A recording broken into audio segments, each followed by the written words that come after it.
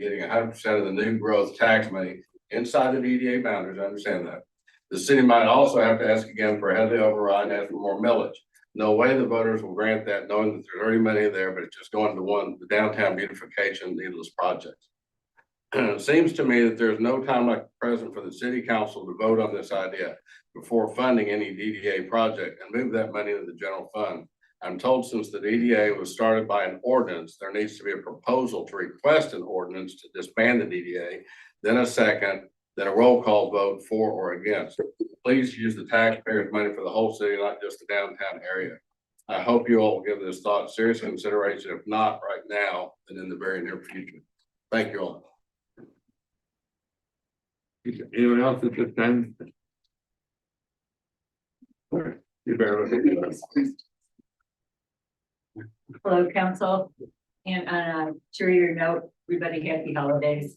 Thank you. Dana Mulder, 372 West Summit. I currently serve on the Parks Board and the Tree Board, but I'm here tonight just to express my own opinions. I'm actually here tonight to make a case for setting aside the idea of changing the Tree Board and Parks Board to clubs. The work that has been done by both Parks and Tree Board exceeds the scope of what could be considered typical club activities. And quickly go through 5 things. 1, both boards have worked towards supporting the city's master plan, protecting natural resources, and supporting recreation in the city's parks. 2, public surveys have been conducted by both boards, and the community has come back with resounding support, not only for trees and parks, but also for the work of the boards. 3, both Parks and Tree Board have used community input to develop master plans, a parks master plan and a tree plan, outlining the goals and providing a framework for caring for the city's resources and for making modest improvements. 4, community outreach has been even furthered through informational columns in the Harbor Light newspaper, the Tree Canopy, and Parks Corner, and through many events that we host, such as the Tree Board's Arbor Fest and the Parks Board's Fall Fest, Flooding and S'mores, and the Easter Egg Hunt. Finally, both boards not only are hardworking, but were effective. In the past 5 years, the Tree Board has overseen the planting of over 100 trees in the city, most of which were possible through donations or grants. And for Parks, in its first 5 years, through the perseverance of Rachel Broom, we'll miss her greatly. In the Parks Board, we've completed $1.2 million in projects. We spent only $46,000 in general fund money. So that's $1.154 million in donations and grants, not even counting the $500,000 grant that was received for Kiwanis Park. That brings the total to $1.6 million. These results make the case to keep the former board structure for both Parks and Tree Boards, and I hope we can put that to rest. Thank you. Anyone else at this time? Yes, sir. Oh, you go. Go ahead. My name is Mark Einstein, 35H Church Street. I just wanted to introduce myself. I put my application in for the Planning Commission and just want to show my face. Thank you. Okay, we'll give it another. Victor. First, let me apologize to you for the behavior of some of the people in this community. The way they treated you, talked about your family, and made other various attacks on your persona. Secondly, this is from the United States Marine Corps, who has designated you as a distinguished citizen. Manager, City of Harbor Springs, an appreciation and gratitude for meritorious service in the interests of the Marine Corps and the Marine Corps League and the residents of the City of Harbor Springs awarded today to you. Congratulations.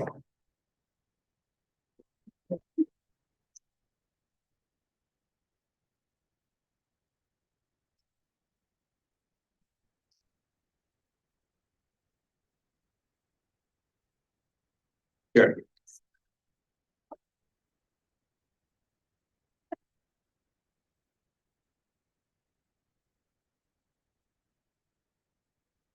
Hello, everybody. Karen Stroll Donnelly, 644 Ann Street.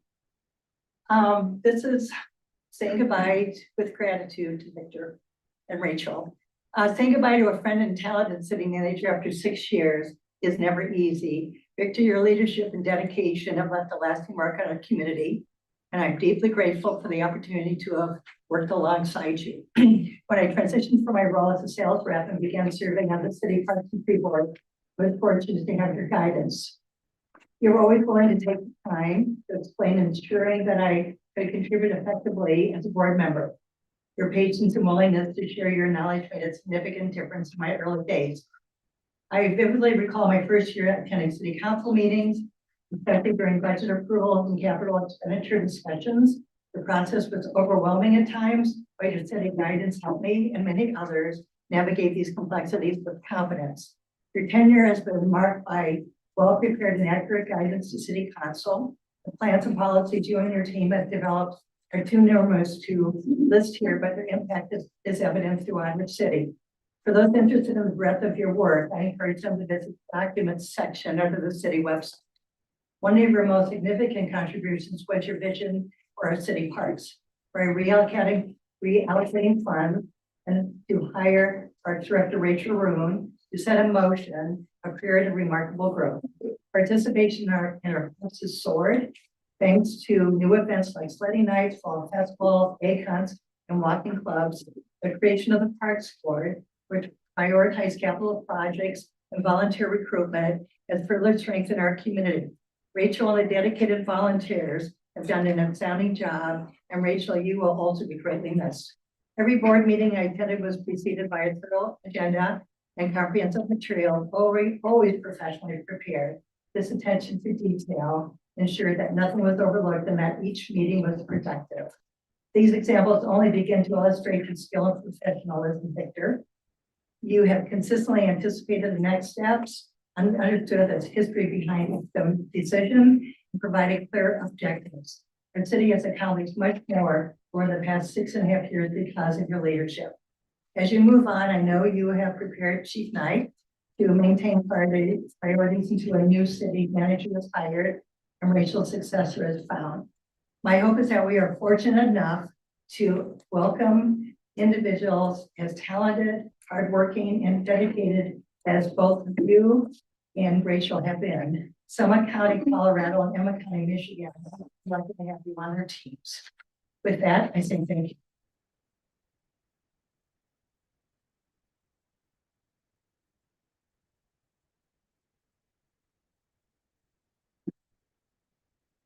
Good evening, Carol Winter, 141 Snyder Street, full-time resident. I'd like to update the city council members on the recent information that I received from Wendy pursuant to my FOIA request of October 31st. Wendy stated in previous meetings regarding the October 30th secret meeting at City Hall that she and the mayor included Tom Richards solely to better understand the process of hiring a city manager, and that she had only met him once or twice. She subsequently admitted to more meetings in January of 2025 and March of 2025 when she was asked about it by Kate Spalding of the Harbor Light. However, she emailed the mayor and someone else. She blacked out the name, which is not allowed when responding to a FOIA request. On November 24th, 2024, 13 days after her term as a city council member began. Quote, I think you and I would benefit greatly from a sit down with Tom Richards before the deadline for the next agenda. If I can arrange it for Monday or Tuesday, does that work for you? And do you agree with that thought? End quote. On December 13th, 2024, she emailed the mayor, quote, I feel like we are cattle being pushed through Victor's chute to the guillotine. What about another sit down with you and Tom Richards before Monday night? Do you have any Machiavellian friends to give advice? Merriam-Webster Dictionary's definition of Machiavellian is cunning, duplicity, and bad faith. On December 11th, 2024, Wendy emailed Andy Potter, quote, Andy, if you feel it doesn't affect your lawsuit, the deadline to apply for a seat on any board is December 12th.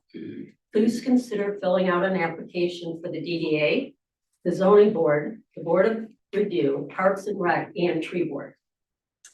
January 6, 2025, Wendy emailed Victor and the mayor asking for several items, including copies of Potter's lawsuit documents.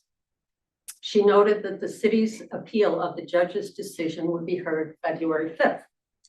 This was not public information.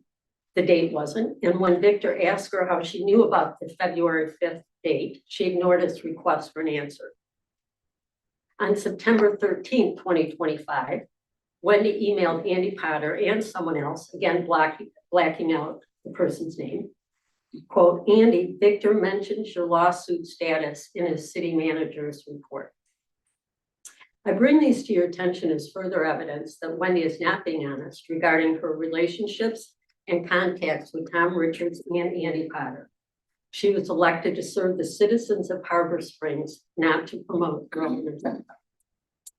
And Mayor, I have one other question. Are you taking public comment regarding boards and commissions when we get to that point? Sure. Thank you.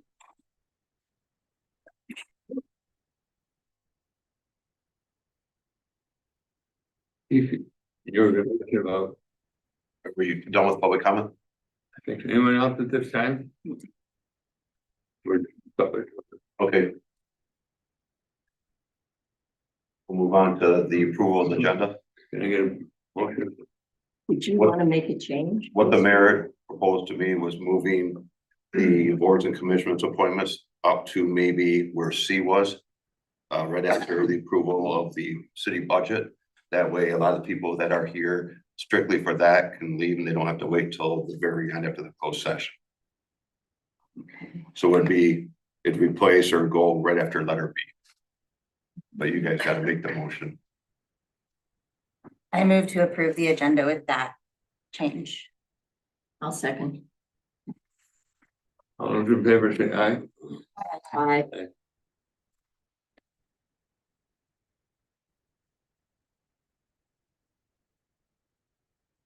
Consent agenda. Consent agenda, there's just a couple items on there.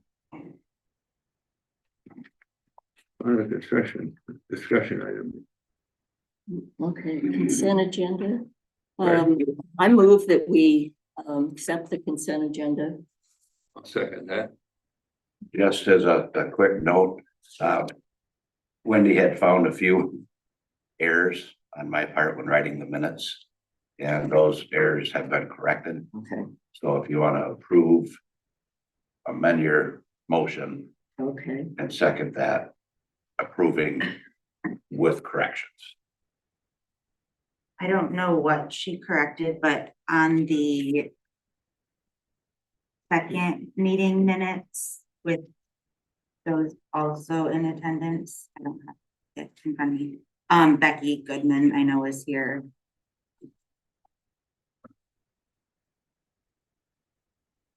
And you were here. Yeah, she picked up on that. Okay, Okay. but yeah, also Becky Goodman. I'll amend my motion then to include those To approve with changes. with the changes, correct? Second,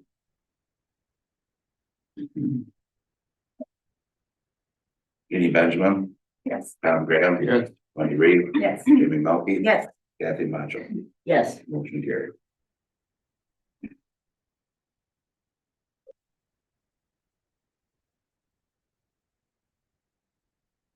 About the capital improvement plan under discussion item. All right, so after council's guidance in the December 8th meeting, we moved the two things, moving the Eastern Boardwalk replacement to the 2027, moving the DDA streetscape to 2027. That's in the capital improvement plan. Those were the suggested amendments. And that is just as proposed before.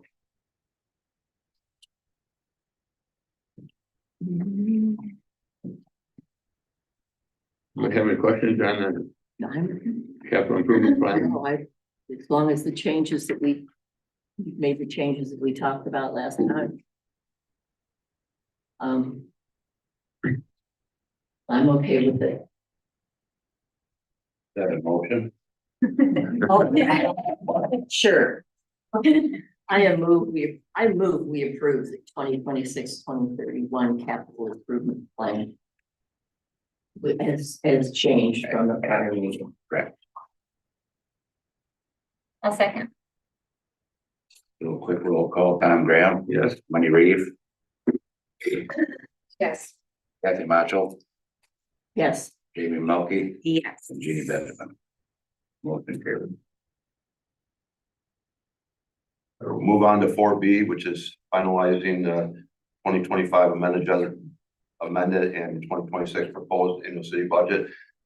As before, we adjusted item number 1, removing the 2026 transfer electric fund to the general fund for 45,000, adding 20,000 in revenue to Shea Park project donations, removing the 500,000 from the boardwalk project. We'll decide at the end of the year what we're going to do with that of 2026, leaving the 250,000 transfer to the water fund, making it a 5-year loan, and then the electric fund, the 2025 amount of 1.6 million under the line extensions and system improvements was changed to $500,000. So all those have been made to the budget. I think Victor did it. Other than that, the rest of it's proposed as it was before. did you have any other comments or thoughts relating to suggestions or correspondence we received? Yeah, I had read an email by Carter. And there's a few things in there I'd like to address real quickly. And the biggest one, and for me, would be a 5 to 10 year look at, I guess, pro forma, I think is the wording you used, of the electric fund.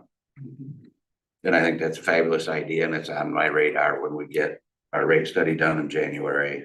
The bids start rolling in, so I have some exact dollars. I would like to look at a 5, 10, however far feasibly I could go.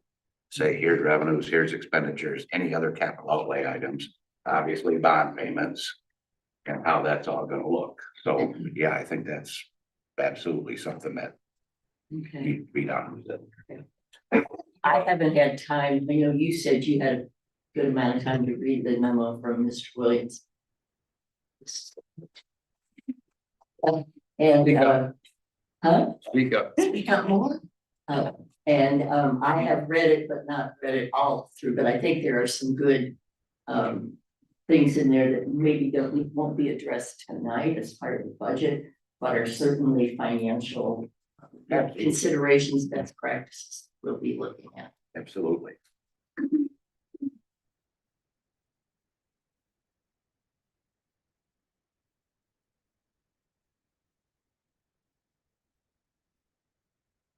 Any more comment? Did you get a motion? There's some in the audience, public comment. Oh, public comment. Yes, Karen.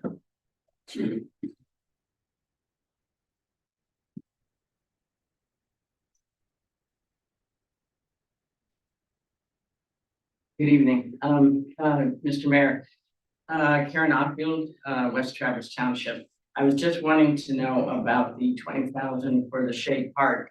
Does that mean that we have approved the sidewalk going into Shea Park, or just a $20,000 allocation for the park to be considered?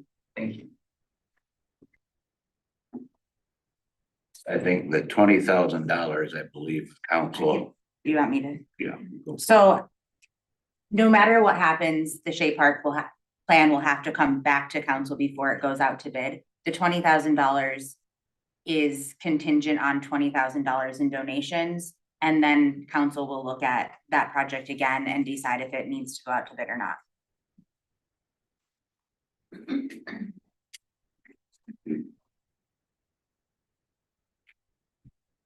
We go on to the boards and commissions? Yeah.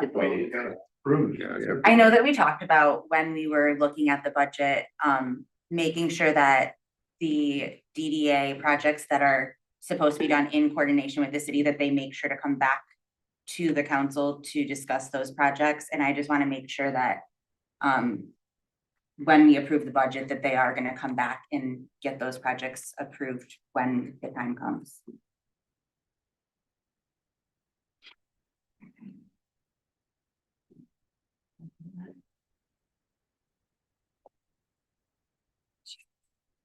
I agree. And I move we approve the 2025 amended budget and the 2026 proposed budget. I'll second. Big dollars here, so a roll call, obviously. Jeannie Benjamin, Yes. Kathy Macho, Yes. Tom Graham, Yes. Wendy Reeve, Yes. Jamie Melky, Yes. motion carried.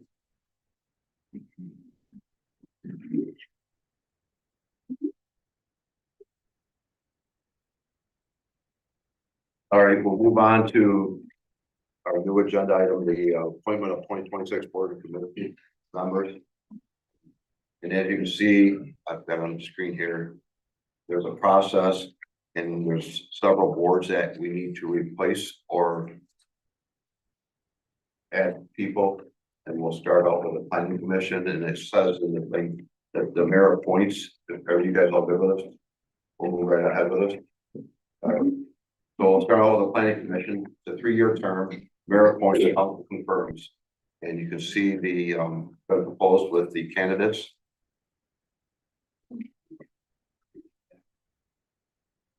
Okay. And Mayor, if you're good, we'll reference to the planning commission, we'll invite any public to talk that they would like to. Sure, if anybody has any comments ahead of time, they'll make them do.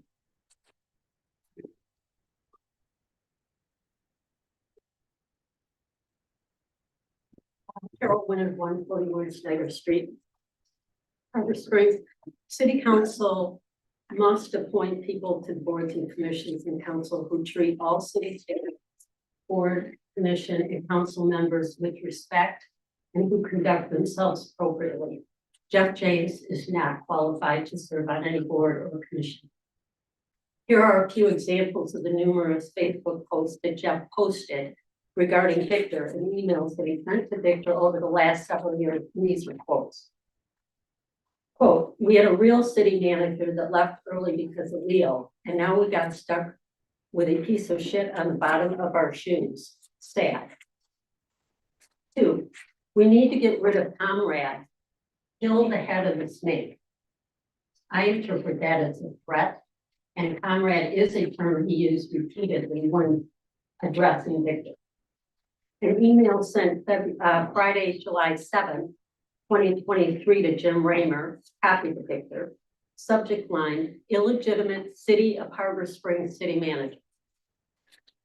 Quote, the group will keep trying. There's something out there to get him removed. He just doesn't fit here. We're still hopeful the original plan can pan out. Email sent Saturday, January 25th, 2025 to Victor. Subject line is question. What would it cost? How much do I need to raise for you to resign and move away from Harbor Springs? I think we can still save HS from the abortion you have caused and want to continue to cause. You alone have divided this town and it needs to stop. HS was such a great place just a short 5 years ago. And you are just not needed here anymore. You were a terrible hire, but mistakes can be fixed. Think about it and let me know. Thanks, Jeff James. Quote, let's save Harbor Springs. Now that's a bribe under any definition. This behavior cannot be tolerated anymore. His rude, obnoxious, bullying, and threatening behavior has and will continue to drive away qualified, honest people from pursuing opportunities to serve this city. Most of us would not tolerate this behavior from our children. We certainly should not tolerate it from those seeking roles with the city.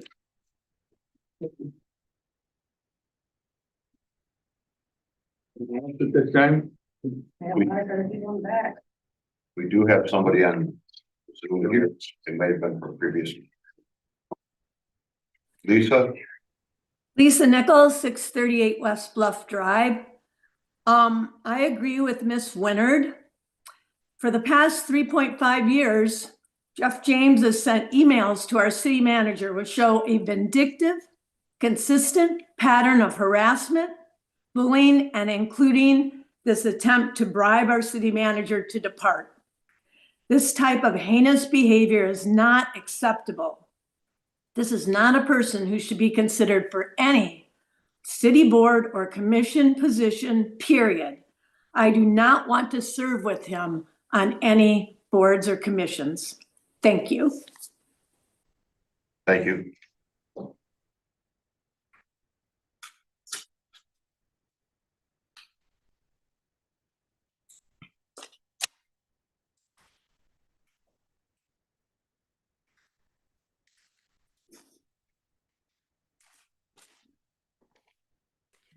No sound. No sound.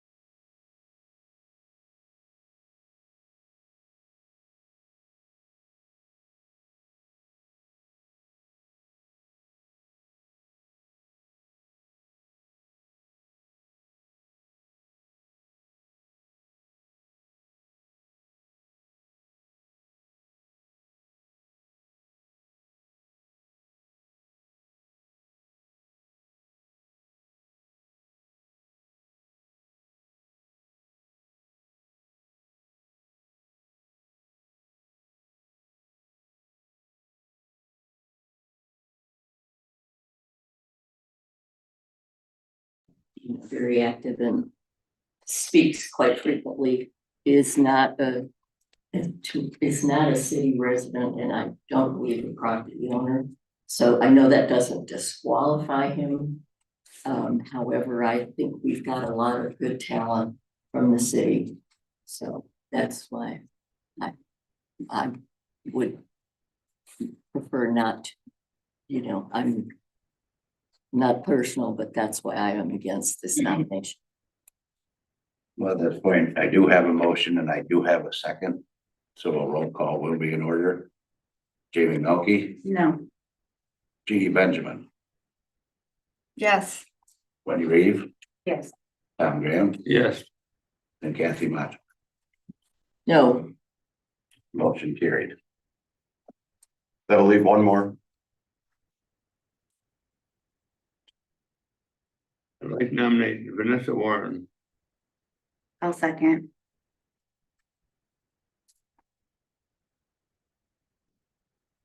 Discussion? no, I think she's a good nominee. I know she's on the playing right now, and her knowledge has been very valuable in terms of understanding plans and some of the technical details. So I'm in favor of her. Do I have a motion and a second? So Kathy Macho, I'll take that as an affirmative. Yes. Tom Graham, Yes. Jeannie Benjamin, Yes. Jamie Melky, Yes. and Wendy Reeve. Yes. Motion carried. Planning Commission is filled out, I believe. And thank you for those who previously served on the planning commission or either term and out. Thank you. So move on to the zoning boards of appeals. We have a 3-year term. Council points improves. We have 2 open positions. We have 2 candidates. No, we actually have Three. Three. Chip Everest, his application was sent to council, but it left. Okay. And there's one alternate position and one, so we should specify, correct? Yes. And I'm assuming these are both 3-year terms, Yes. Correct. correct? So council points. I would nominate Tim Morris, The regular or alternate position. regular. Second.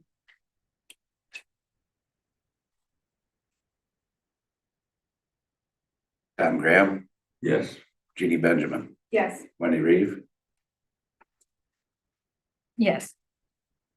Kathy Macho, Yes. and Jamie Melky. Yes. Motion carried.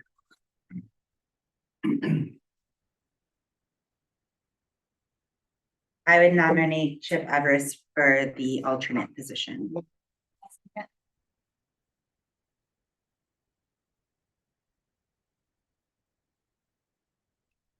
Second, Jeannie, yeah. Yes. Wendy Reeve, Yes.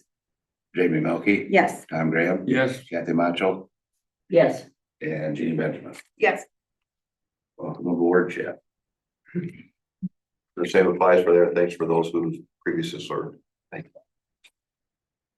So we'll move on to parks for a 2-year term, mayor appoints, council approves 3 open positions. Oh, I might, any public comment or any, Ken just want to state anything? You said that was a two-year term? 2 years. Okay, thank you. Yeah. Bouncing back and forth between my different pieces of paperwork here, sorry.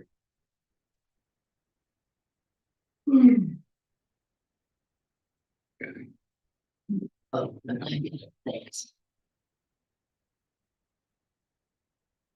I nominate Audrey Chapman. This is the mayor appointing. Okay. Oh, I'm sorry. I'll nominate Audrey. I'll second. Chip. Kathy Macho, Yes. Jamie Melky. Yes. Jeannie Benjamin. Yes. Wendy Reeve Yes. and Tom Graham. Yes. Audrey Chapman. I nominate Melissa Georges. I'll second that.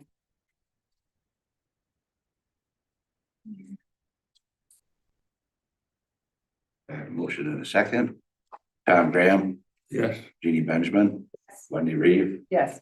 Kathy Macho No. and Jamie Melky. No. Motion carried. So I have one more position. I'll nominate Natalie Stackhouse. I'll second.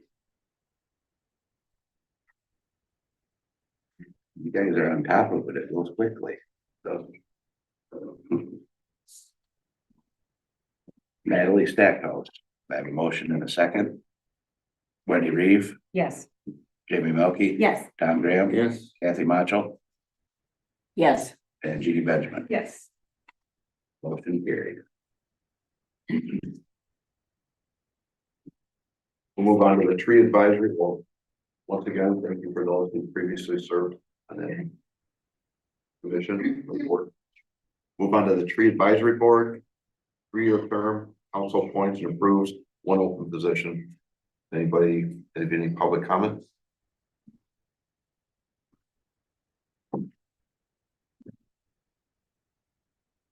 Council can appoint. I nominate Dana Mulder. I second. Got a motion and a second. Tom Graham, Yes. Kathy Macho, Yes. Jeannie Benjamin, Yes. Jamie Melky. Yes. And Wendy Reeve. Yes. Motion carried. Thank you again for those who previously served on that tree advisory board. Moving on to the board of review, 2-year term, council appoints and approves 2 open positions. Any public comment? I would nominate Linda Rockwitz. A second.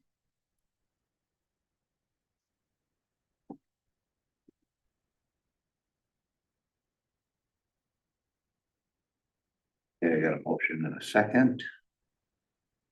Wendy Reeve, Yes. Tom Graham, Yes. Jeannie Benjamin, Yes. Kathy Macho Yes. and Jamie Melky. Yes. Motion carried. And we'll have 1 more position. I'll nominate Rhonda Kozak. Pardon? Rhonda Kozak.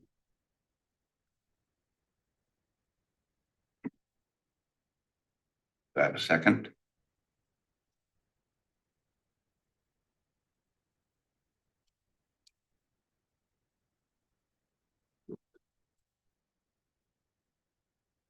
Second. Motion failed.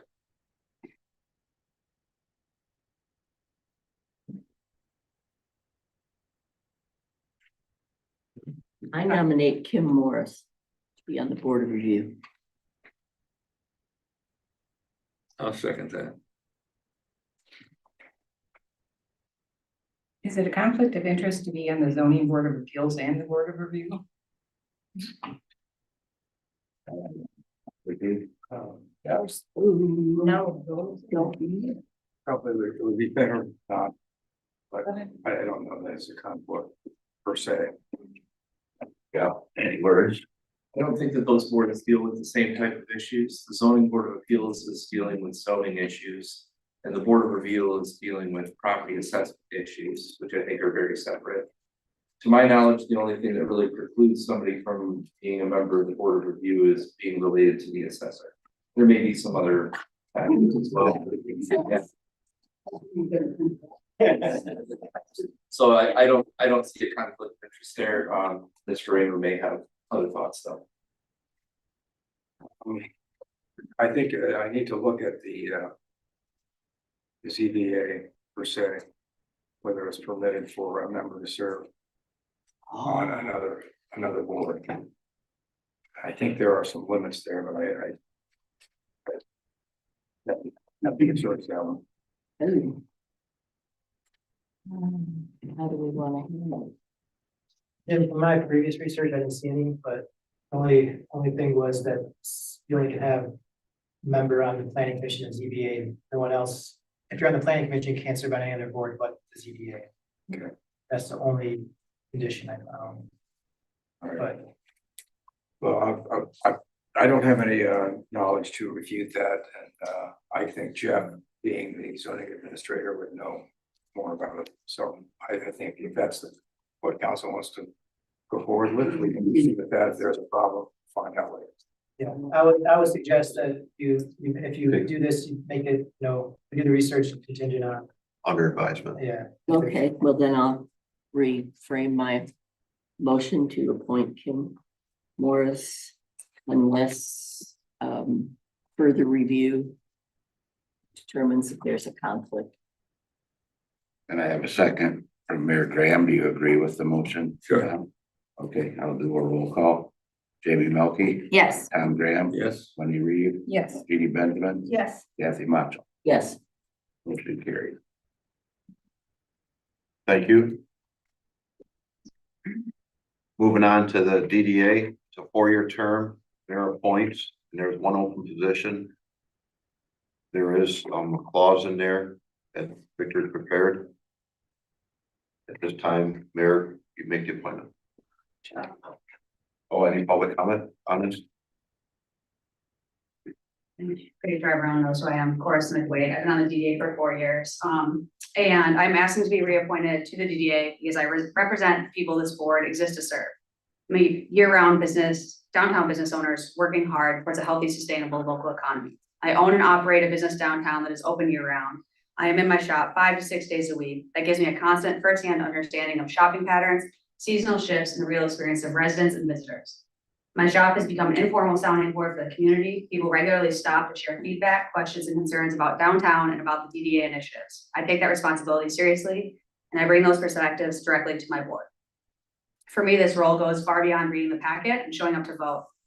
I spend time every week talking with other business owners, listening to what's working and what's not. I volunteered hours outside of meetings on DDA-related projects, helping edit and improve downtown maps and materials, contributing to online resources, and assisting with communication that helps make our work more accessible to the public. These contributions have had a positive impact on the community. Looking ahead to the next 4 years, I want to continue building on that work. I'm committed to strengthening communication between the DDA, City Council, and the public, and encouraging greater collaboration with other boards like the Tree Board, Parks Board, as well as DPW. I believe we do our best work when decisions are transparent and inclusive. I encourage the public to come to our meetings or listen to them if they cannot make it. We know we have early meeting times, but it accommodates all of our work schedules the best. Over the past 4 years, this board has experienced significant turnover, which has made continuity challenging. I hope to be reappointed so we can maintain momentum and continue building on the progress we've made. Right now, we have a strong, engaged board and knowledgeable director. I value the collaborative relationship we've been working towards with council. I love this city. I love living here and bringing my dogs to work with me. That was part of one of my childhood dreams. I don't take that for granted. I have no interest in changing Harbor Springs in any drastic way. I believe in thoughtful improvements that support year-round businesses while preserving what makes this place special for all of us. I spent countless volunteer hours serving on this board because I care deeply about this community. If reappointed, you'll continue to have someone who brings a genuine passion to the DDA, who approaches every decision with the downtown district and broader Harbor Springs community in mind. Also, in case anyone doesn't know, if we do get rid of the DDA, we will lose the county TIF capture, so we will actually lose funding that comes directly to Harbor Springs. So, you can either do your own research, you can talk to Nick, you can talk to Becky, you can talk to someone who has knowledge about how that funding works. Thanks for your time and consideration. Thanks, Courtney. So Mayor, you make the appointment, there's one I'd position. like to nominate Carol Gargaro. I'll second that.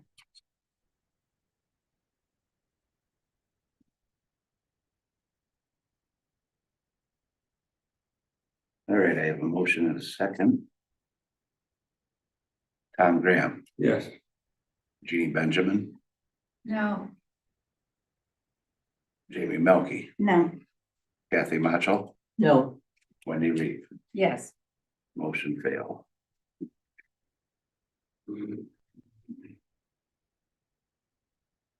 like to nominate Cora. I'll second.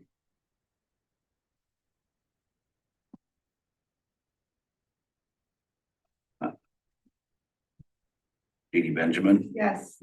Jamie Melky, Yes. Wendy Reeve, Yes. Kathy Macho, Yes. and Tom Graham. Yes. Motion carried. Thank you. Thanks those previously who served. I do attend the DDA meetings and they work very hard, so I give them credit. So moving on to the Harbor Commission, we have a 4-year term, council appoints and approves 4 open positions. And council appoints.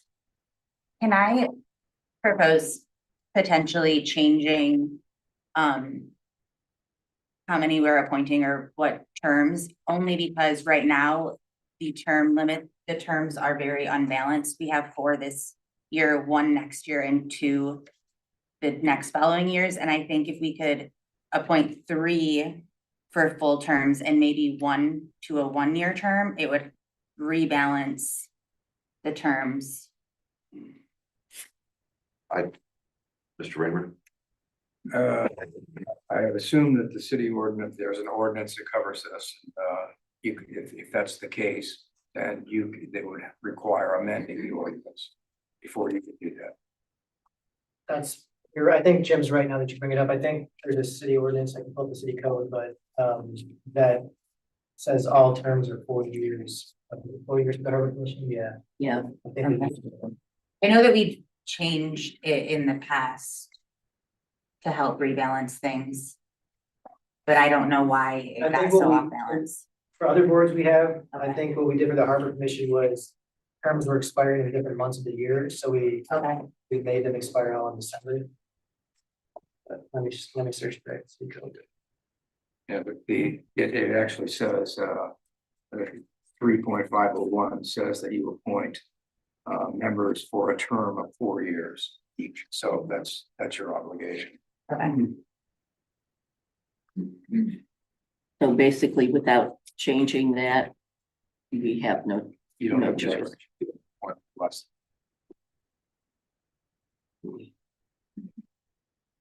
Have a nomination, someone? I'll nominate John Baker. I'll second.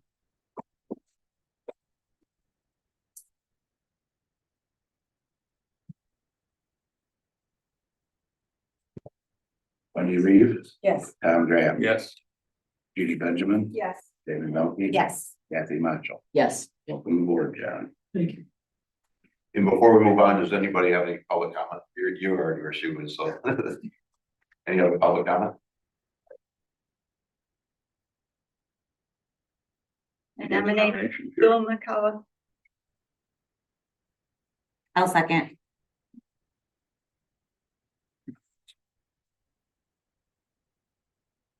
Kathy Macho, Yes. Wendy Reeve, Yes. Tom Graham, Yes. Jeannie Benjamin. Yes. And Jamie Melky. Yes.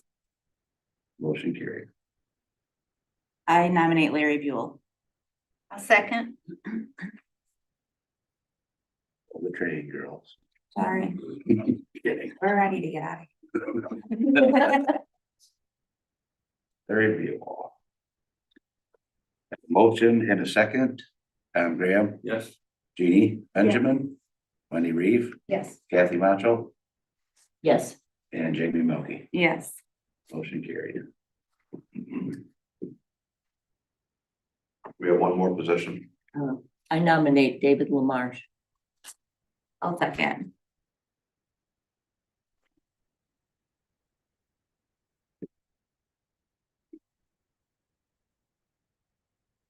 Jeannie Benjamin, Yes. Adam Graham, Yes. Wendy Reeve, Yes. Kathy Macho, Yes. Jamie Milky. Yes. Thank you. I think that was record time there. We had a lot of appointments and great job. Thank you. Thank you for all those of you who put your names.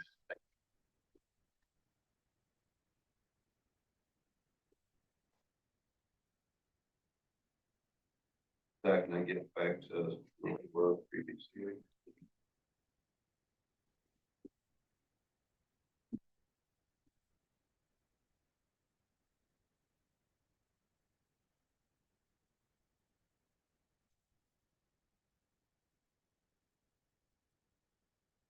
Move on to 4C, amended D. The review of the city manager search. Thank you, folks. Everybody.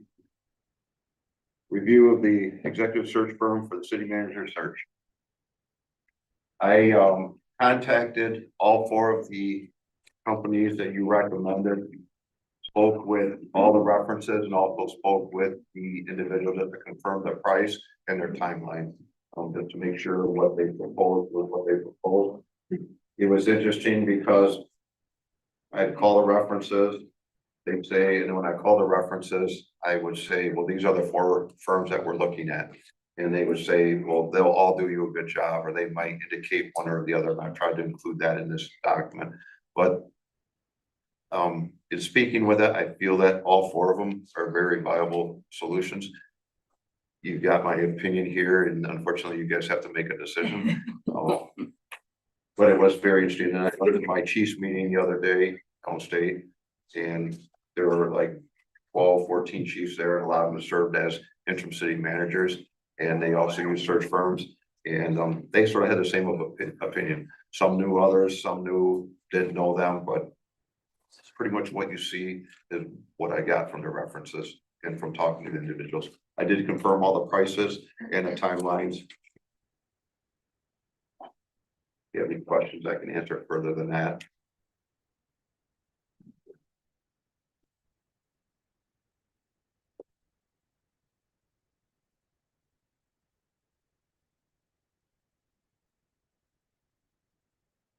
Barry, you can open it up for discussion. Any discussion? I don't know if there's anybody on. There are. I'm Paul Walsh earlier. And. But if one of the companies is on and you want to say anything, feel free to do so. There's one more. There's a couple. Yeah. They're on, but I don't see their hand raised. If you raise your hand.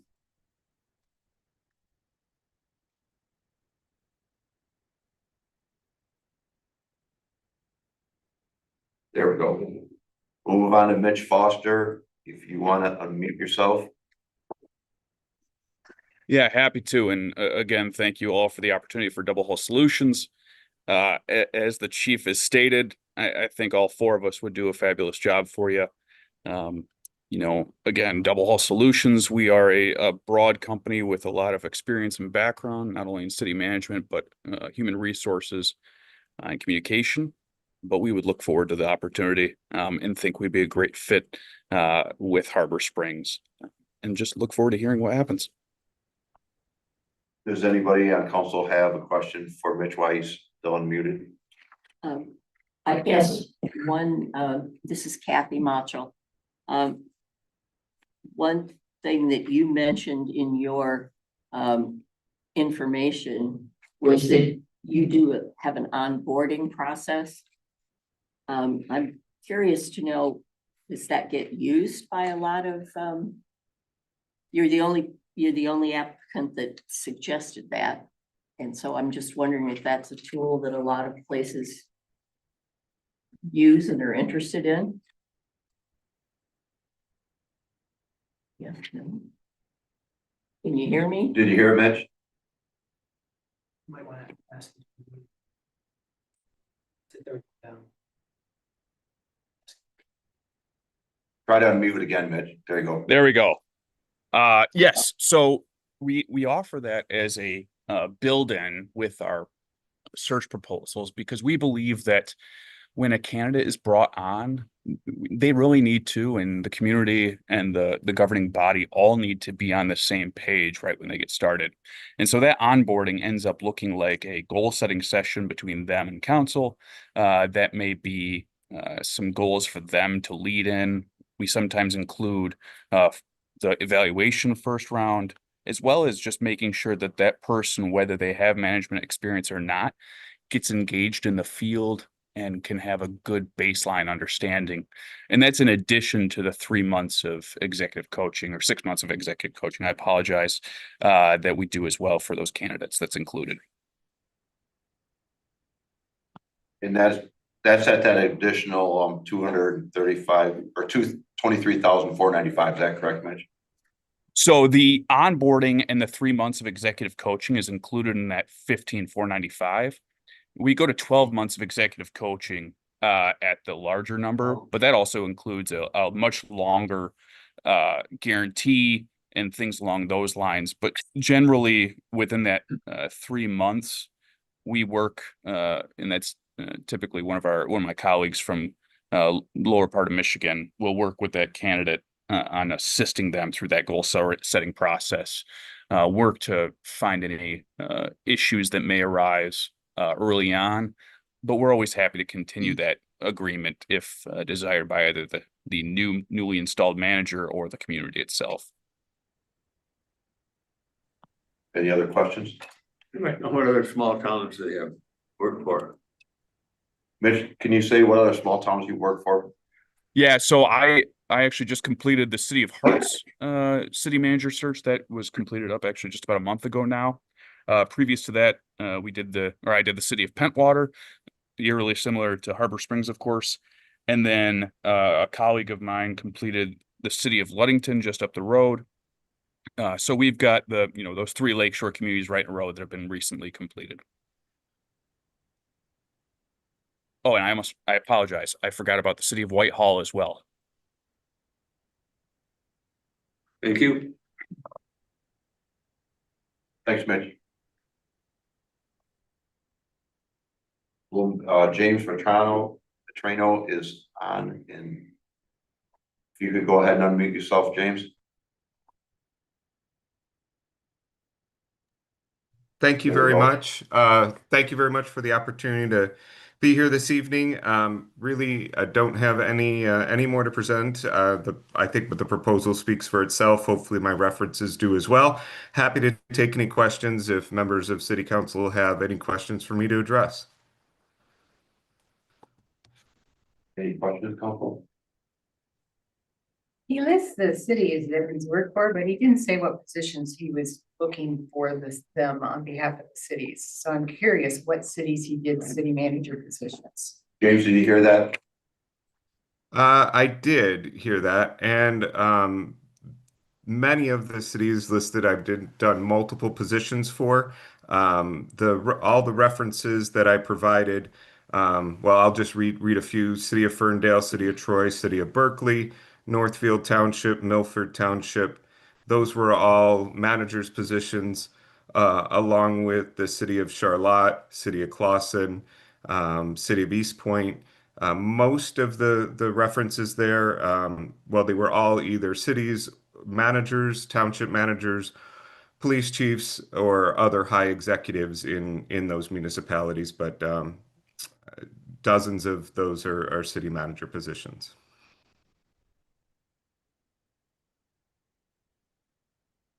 Any other questions from council?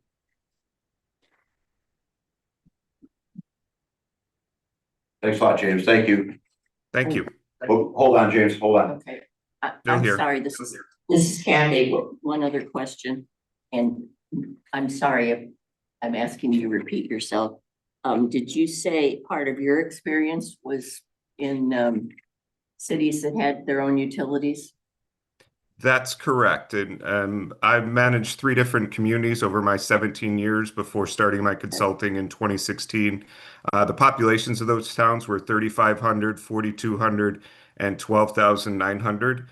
So small, tight-knit communities. When I was the manager of Kutztown, Pennsylvania, we had our own municipal electric system. We also had a fiber to the home system that I had an opportunity to manage. And managing a municipal utility service brings unique challenges. I really enjoyed my time with our electric system in Kutztown, Pennsylvania. Did any of your utilities extend beyond the city limits? Yes, into the township, our water, sewer, electric, and our fiber all were beyond our town's limits. Okay, thank you. Your fee is 15.5, but it doesn't include, if I read this correctly, advertising, travel, shipping, printing, photocopying, or background checks. Is that correct? That's correct. Advertising, the range is going to be between 1,500 and 2,500, but that's worked with the city to just see how far or how much you want to spend on the advertising itself. I leave that in your control. Really, the only other thing that would be billed, those things are listed, is the travel. All other items generally don't apply. The third party background checks. Depending how many candidates you choose to background check, often it's just the finalists. That could be about $500 as well. When I talked to James about the travel expenses, that may include hotels. They're down in the southeast part. Is that correct, James? Yeah, that is correct. Okay, thank you.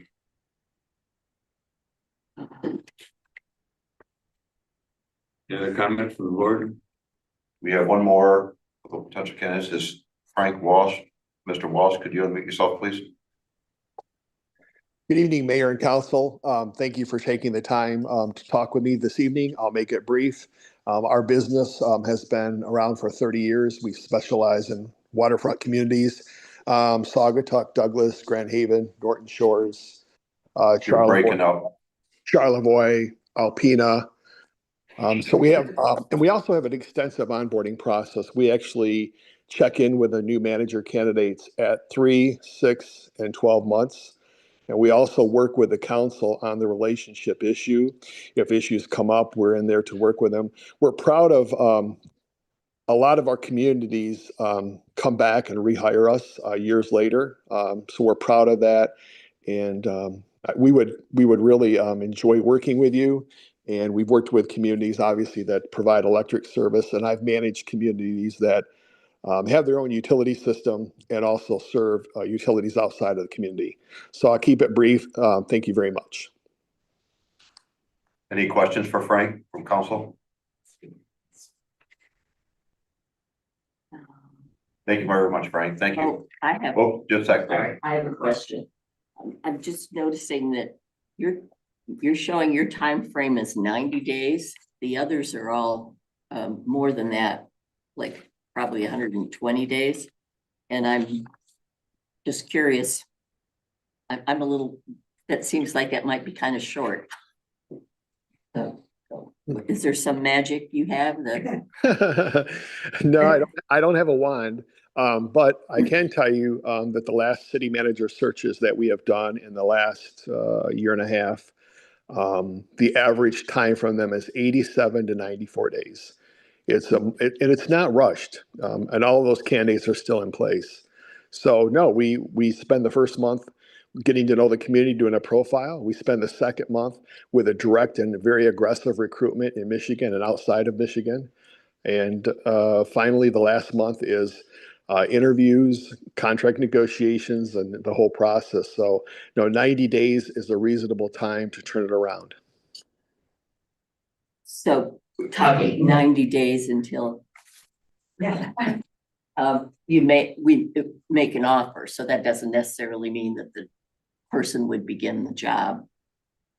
That's correct. Do you think? Okay. Yeah, it varies, but typically it's 90 days until the contract's approved. Gotcha. Because what the timeframe that little for all these is that we're going right into Christmas. So let's say you approve it tonight, then if I remember correctly, Frank, depending on when the council approved it, would depend on when that 90-day clock sort of started. Is that correct? That's right. We're just finishing up the recruitment for South Lyon outside of Ann Arbor. And they went ahead and went through the Thanksgiving holiday and all of that.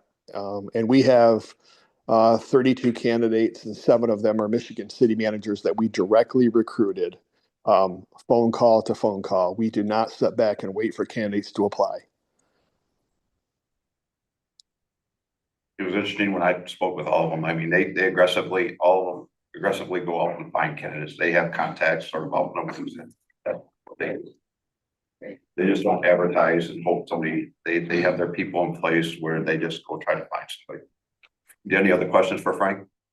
Glenn? The price is $15,900 and that's firm. There's no additional extras. Travel, gas. Frank, just a sec, I've got to unmute you here. Go ahead. The question was, is that 15? Go ahead.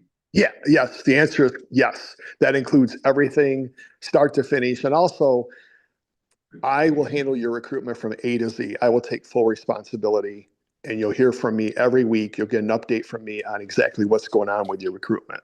But yes, that's inclusive of everything. Thank you.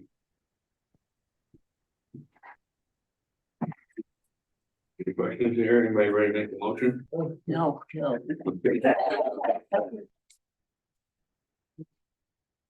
So we have the 4 candidates. MML, I didn't see anybody. Frank, did you have something in addition to add? No, I have nothing to add. I've said enough. Okay, very good. Thank you. Thank you. So we have the 4 candidates. I've done my background and provided you with what I've found out. They're all very reputable. Depends on who you talk to. Some may say this way or that way, but everybody has opinions on different firms.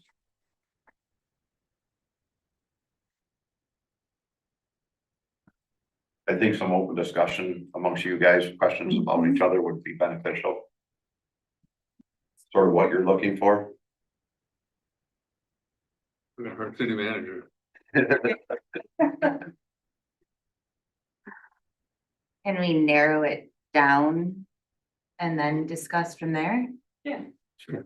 And the other option, I'm just throwing this out there, like we've done in the past when we have difficult decisions, is we all pick 1, 2, and 3. We keep a tally, and we not just throwing that out. It doesn't have to be that way. You guys decide, but go ahead. I could weed it down to 2, I think.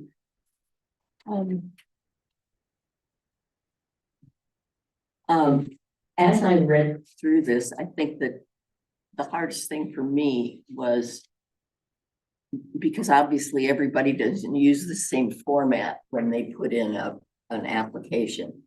So it can be tricky to, you read one and it says, working up with the, who are the stakeholders and what other stakeholders are included. And some of these things are kind of broad and we would need to narrow them down. And I guess I may have seen that on one, but didn't see it on the others. And I'm trying to make sure I understand which of the things that they're offering are fairly standard or they're flexible enough. If we say, gee, we'd like you to do a little more in this part or that part. I feel in talking to them all that they would all accommodate our wants and needs. Okay. That's how I'm not guaranteeing it because that's the company. Okay. But I've talked to every owner besides MML, and I feel that they would all adjust accordingly to what our wants and needs were. Okay. And you can see, I mean, there's a lot of, they all have cities or municipalities that they've appointed people to or recommended. Sure. And they've sat through a lot of our meeting just to be able to speak. Just for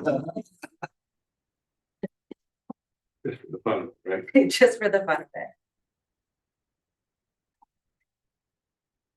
So you want What do to, you think? What do you think? I'm wondering if we don't each of us name our top two and see if that doesn't win a one, maybe two out. I think I would agree. So Let I'll me go just- first. go ahead. WMS and the Toronto. I'm sorry, I couldn't hear. WMS and for Toronto. WMS and the Toronto were my top two. Those are my top two as well. Same with me. Ms. Boswell? Yep. All right. We've narrowed, Ms. Benjamin, you're good with that? Yeah. All right, so we've narrowed down to WMS and Vetrano. And thank DHS, for being on here.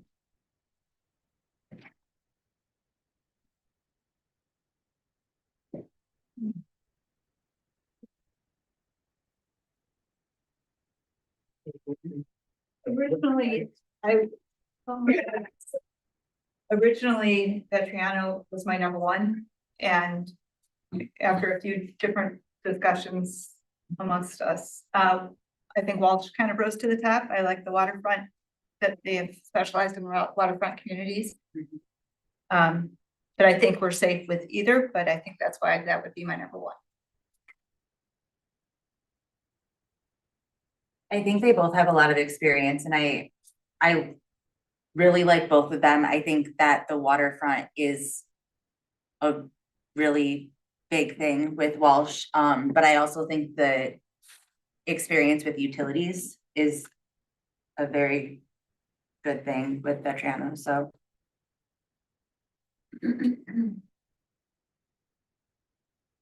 Ms. Reeves? My only problem with Vetriano was I asked you a direct question and you hemmed and hawed around and you didn't give me a direct answer. Me? No, I asked Oh, him, what cities did you hire a city manager for?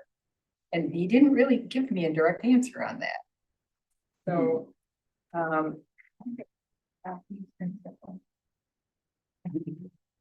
Is he still on? Should we, Ask them again. can we ask him again? yes.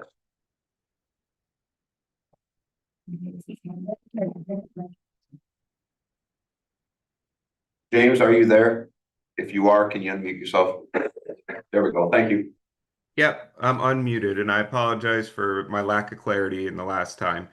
If I go through in the proposal that I provided on that page 11 where I list the municipalities, and I just go kind of down the municipalities that are on that page, I can tell you the city managers or township managers that were the search that I did. City of Ferndale, City of Berkeley, City of Troy, Northfield Township, Milford Township, City of Charlotte, City of Clawson, City of East Point, City of Hamtramck, City of Lincoln Park, City of Royal Oak, City of South Lyons, City of Troy, and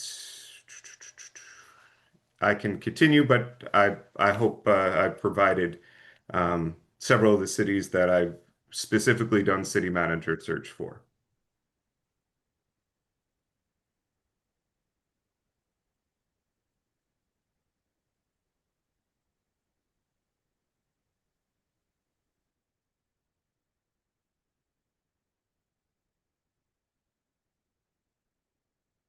There, I pulled up their references and then here is the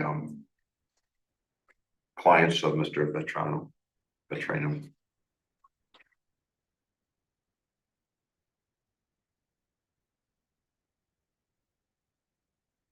Mr. Mayor, did you have any thoughts? I kind of go along with what everybody else says. I'm sympathetic towards Walsh.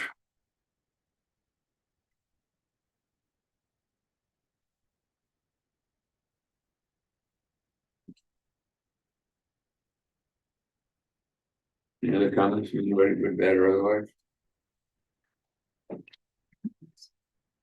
Fortunately, we can't, well, you can hire both, but we need to narrow it down to one. I also like with Walsh that he has a firm price and it's not dependent on other things. I agree with Jamie. I mean, that included all of his travel expense. The other problem I have with Vitriano is all those cities that he lists are in the Metro Detroit area. There's nothing up here. And I put that in my, I mean, Yeah. there's pros or cons, but I did put it in there when I looked at those. But he was highly recommended by the people that I did contact, but they were all in that neck of the woods on there. Right.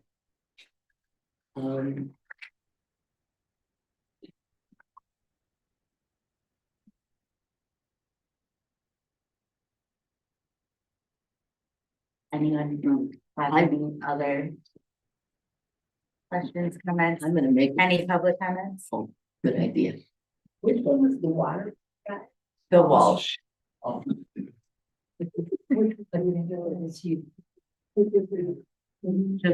other, did anybody in the public have? As well as do utilities. Utility who don't want to have so much. He, Vitrano, he personally had, yeah, a manager in a utility, but I think that Walsh is currently looking for a. You want me to ask, I'll see if I can get. That's fine. I think he's working with Charlevoix right now to hire a electric. Correct. That's correct. Person. Yes, when cause I did Sorry. contact Charlotte. Yeah. So he does have experience with utility searches as well. Kathy, are you ready to make a motion? Yes. Go for it. I move we select Walsh Municipal Services I to second. conduct our search. Got a motion and a second. Tom Graham. Yes. Jeannie Benjamin. Yes. Wendy Reed. Yes. Jamie Melky. Yes. And Kathy Macho. Yes. Motion carried. Thank you very much and thanks, James. Congratulations. May I say something, Mayor? Oh, sure. He wants to say. Yes.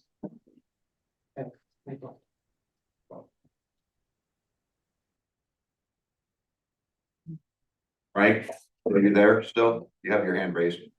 Yeah, I just wanted to just thank you very quickly. I appreciate your support. I'll work very hard for you and you won't be disappointed and I'll be here until you're satisfied. Thank you. Thank you very much. Thanks for your input.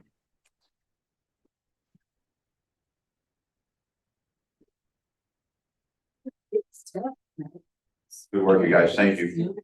Get out of here. Get ready for Doc and Dredge request.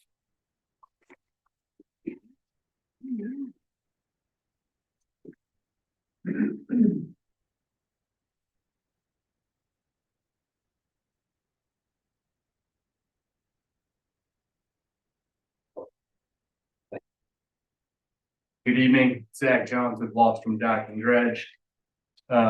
We are here this evening to continue the discussion we had at Harbor Commission about dredging the portion on the east side of Fort Park where the barge currently operates during the summer, the spring and fall months.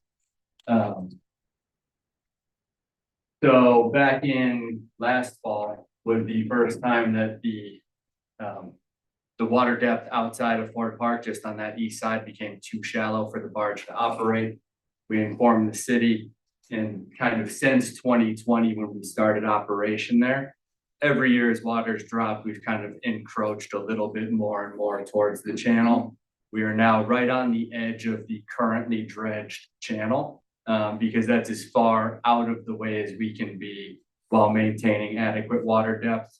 And adequate water depth being that the bow of the barge is on the ground every time we pull in. With that said, we've gone to Harbor Commission, gone over the pros and cons. Dredging, they have approved. I believe Victor and Mr. Raymer have done some legal work on it to make sure that this was all above board with the DNR in the state of Michigan.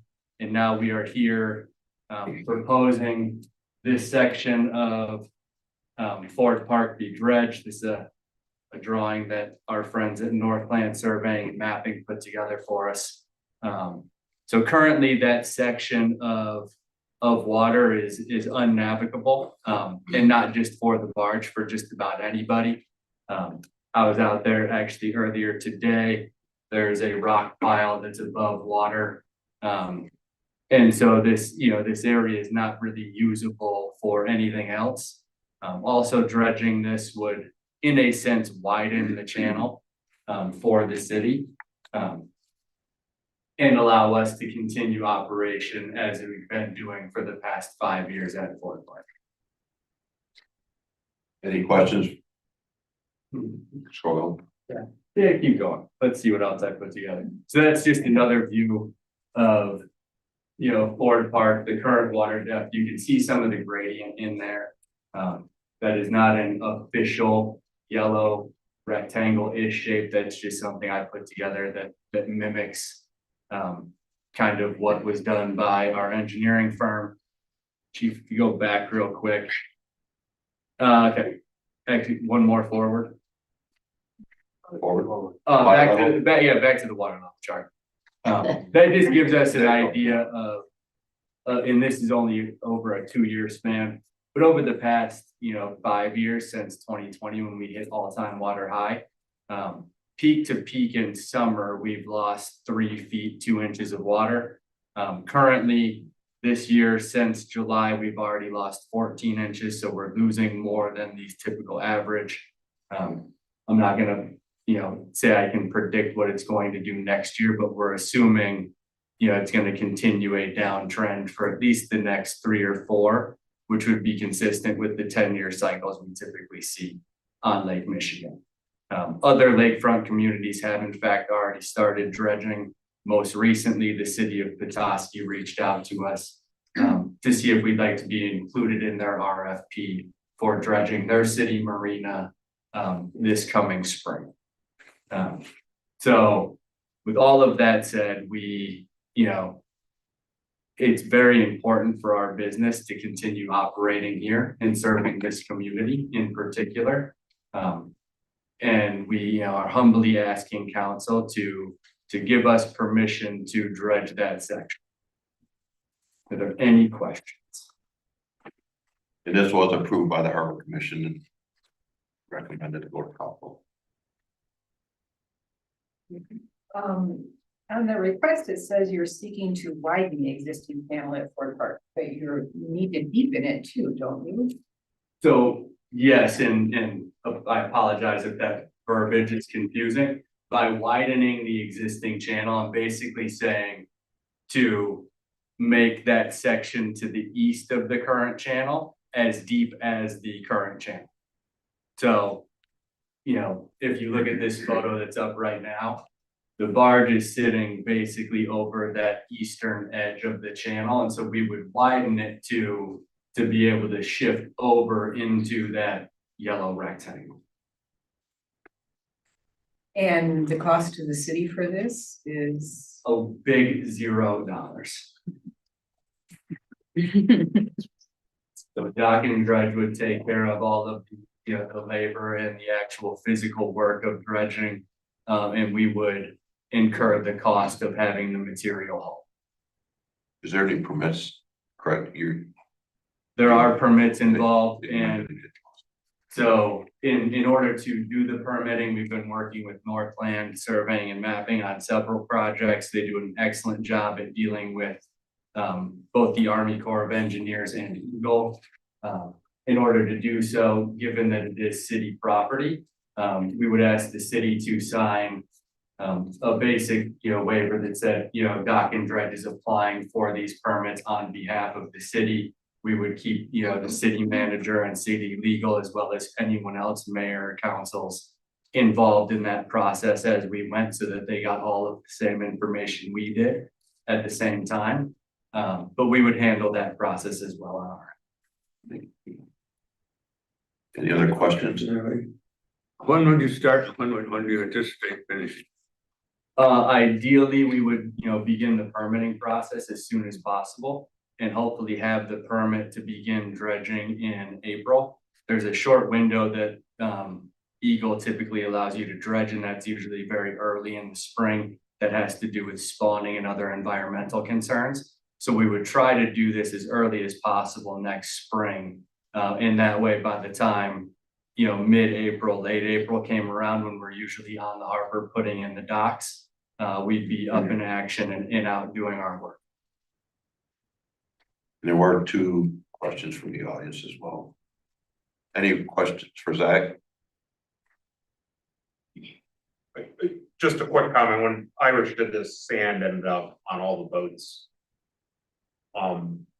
So I don't, and timing, just try to do it when the sand's not getting up. I'm not quite following. When Irish dredged, there's a lot of sand that ended up on the boats, even though it was early season. And actually damaged the paint job on the boat, but, so the sand just goes everywhere. Yes, and we actually, typically when we dredge, we use nets. And so it's like an inflatable type of barrier that goes up in the dredged area, which helps contain any I didn't mean sediment. that, right there, when they were lifting up, the air blew it and it ended up just all over the docks and everywhere on Irish, and had to be. When they did it, 2012, maybe, they took a lot out, but it just got it. All right. Just good to do it as early as possible. A lot of boats, hopefully if we did it in April, that wouldn't be an issue at all. Yes. Zach, Bill Mulder, I just want to verify, and for council's sake, all you're asking for tonight is permission to do the dredging, right? This does not include a lease, 20-year lease, any term of lease, right? That is correct. Okay, that'll be Harbor Commission. It looks like they tabled that. So council would wait for them to. There's a special meeting of the Harbor Commission, which we will be at on the 17th of this month, so 2 days from today, that we will continue other conversations. Tonight, though, I am in fact just discussing and asking permission to dredge. Zach, sorry if I missed something. Why does Wallstrom want to do this at their expense at Ford Park? It's not at Wallstrom's, it's at Ford Park, right? So myself and my business partner and beautiful fiance up here in the front corner own and operate Wallstrom Dock and Dredge. We have absolutely no affiliation with Wallstrom Marine. We are a separate entity, family owned, operated since the 60s. But you're still doing this, it's your private concern, but it's on public. You're doing this because it benefits you for the ability to own and operate Wallstrom Dock and Dredge, which serves the harbor as a maintenance operation. Got it. And dredging the channel and widening is also a capital improvement to the city property. So in the future could be used for other things.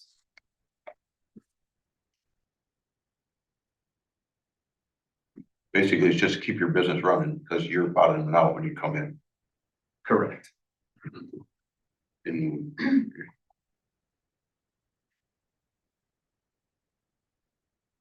any other questions for Zach? Thank you. Thank you. Thank you, Zach. Yeah, needs to be approved by council. I move to approve the dock and dredge proposal. All right, got a motion in a second. Wendy Reeve, Yes. Jamie Milky. Yes. Tom Graham. Yes. Kathy Macho, Yes. Judy Vanderman. Yes. Dredge away. Thank you, guys. Thank you. That's my bedtime. We tried to go fast. We'll move on to the DDA presentation. Becky?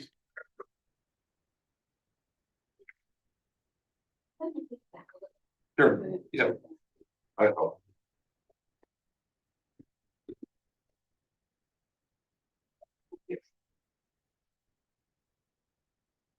don't think I can see that far and I don't want to be looking with my back to everyone. Thank you for having me tonight. Just to be clear, I'm happy to be here and I would come anytime I'm invited, so I'll keep that in mind for the future. I'm here tonight because I'm reviewing the DDA informational report that is part of the state enabling act for having a DDA. You have to have 2 public meetings a year. We had the last one, the DDA meeting this previous week, and this will be the second one. This information is going to be given to you in a formatted way that satisfies what the state says that we have to tell the communities we represent. And it's all about transparency, and you may wonder, well, why did you say it that way? And I will tell you, because it's a template, you need to follow that template to make sure you get your point all across. So I am using the template from the Michigan Downtown Association. I'll make sure I get everything right that way.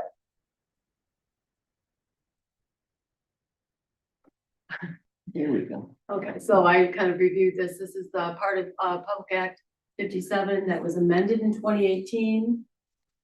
This is part of the information that we have to give by law anymore to conform to the Public Act. And the first thing I'll talk about is that the goals and the direction of the City of Harbor Springs DDA are defined by the TIP plan that was created in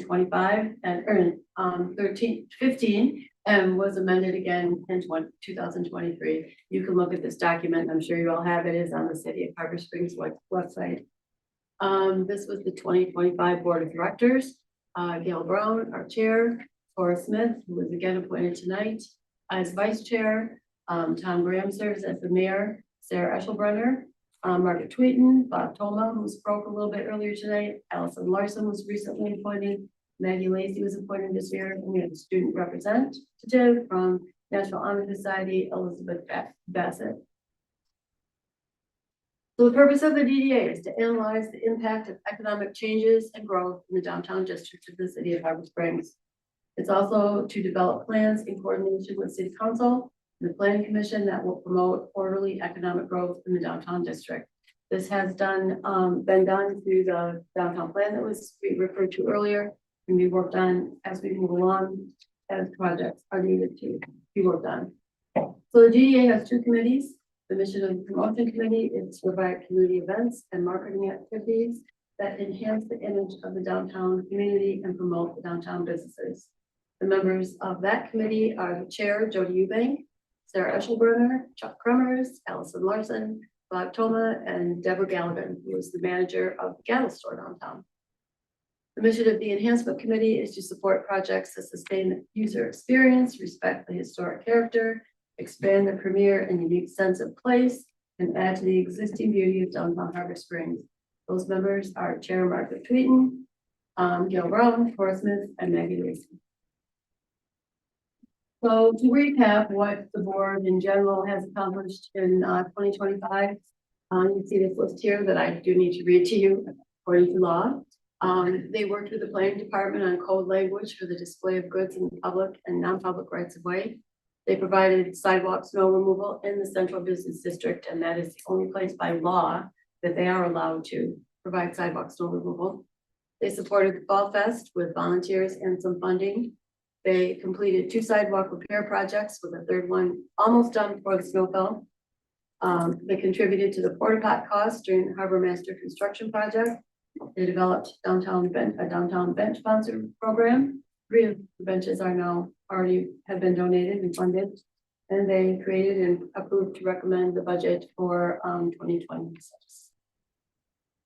They nearly completed the beautification project.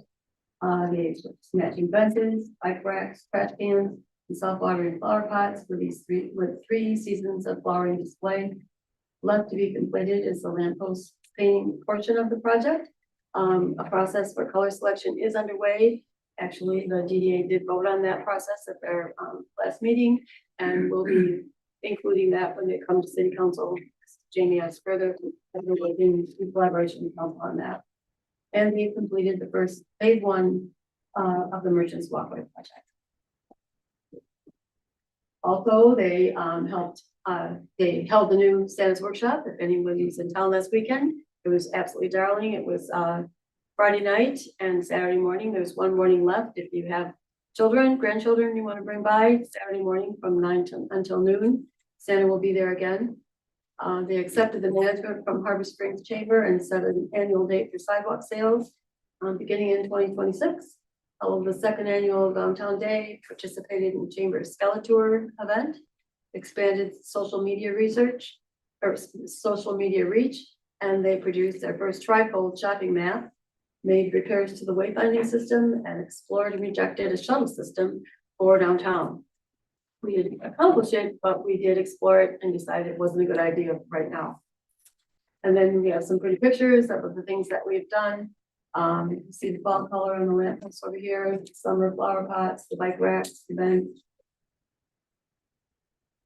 And this is a little just brief trilogy of the Merchants Walkway project as it was under construction, the wall was finished, and the steps that go up. In our marketing and promotions area, we did do the Santa workshop. There's a little picture of Santa's drone sitting down there. This is our Skeletor display that we had done where it was an Instagram photo op. Lots and lots of families took advantage of having their picture taken there, came downtown to do it. And then we had a lot of homecoming pictures taken there as well. And we did the Harbor Springs Ice Fest last year, as we will be doing it again this year, just under 60 days. 4/26, we have the planned projects to complete the lamppost painting portion of the beautification project. Continue the flower pot program. We were concentrating a focus on downtown maintenance, and I even restructured the look of the budget, at least the budget that the DDA works from every month, so it shows if there's maintenance being done and the emphasis we want to put on that. We will begin the planning effort for the streetscape project, and the streetscape project is listed in the downtown plan, and it was the premier major project that out of that plan. We also will be looking at a trash enclosure construction project in our newly acquired New York parking lot. We probably will be renaming that lot as maybe some of the other lots as well. We are going to expand our social media efforts even more than we did the year before. Our website is not in very good shape, needs a refresh, and we want to improve that shop map trifold that we did last year. And we want to continue. We didn't add any new events. We just want to continue to improve the ones we have. Now, this is one of the things the state asked for. What I did this year, I did attend a regional SHPO, State Historic Preservation Office strategic planning session. I also went to a Northern Michigan MEDC regional chamber or DDA director networking. It was their inaugural meeting, and they might be doing several, maybe 2 or 3 of these a year. I went to 6 Michigan Downtown Association board meetings. I am their past chair and currently board member. I attended weekly MBA conference committee planning meetings because I am the conference committee chair. I met monthly with the promotions and enhancement committees, attended all DDA board meetings, and I did meet with a variety of business owners and stakeholders in the downtown. The board and committee attended 11 regularly scheduled DDA board meetings, 2 specially scheduled DDA board meetings, and then their enhancement and promotion committee meetings met monthly. The DDA board meets monthly on the 2nd Wednesday of the month at 8 a.m. The enhancement committee schedules its meetings on the 1st Wednesday of the month at 9 a.m. The promotions committee schedules its meetings on the 4th Tuesday of the month at 4 p.m. These meetings are subject to change. So if you want to attend one of these meetings, you're more than welcome, but you should check to be sure that they didn't have to change it due to scheduling conflicts. So the DDA is very fortunate, especially with a part-time director, that we have a very active chamber of commerce that manages several events annually. And in 2025, the DDA did give financial assistance to support the chamber for sidewalk sales, although they'll be taking it over next year, and to the Historical Society for the Blessing of the event. And we also did our annual Ice Fest, 8th annual, and we'll be working on the 9th annual right now. And we did the Santa's workshop that I referred to.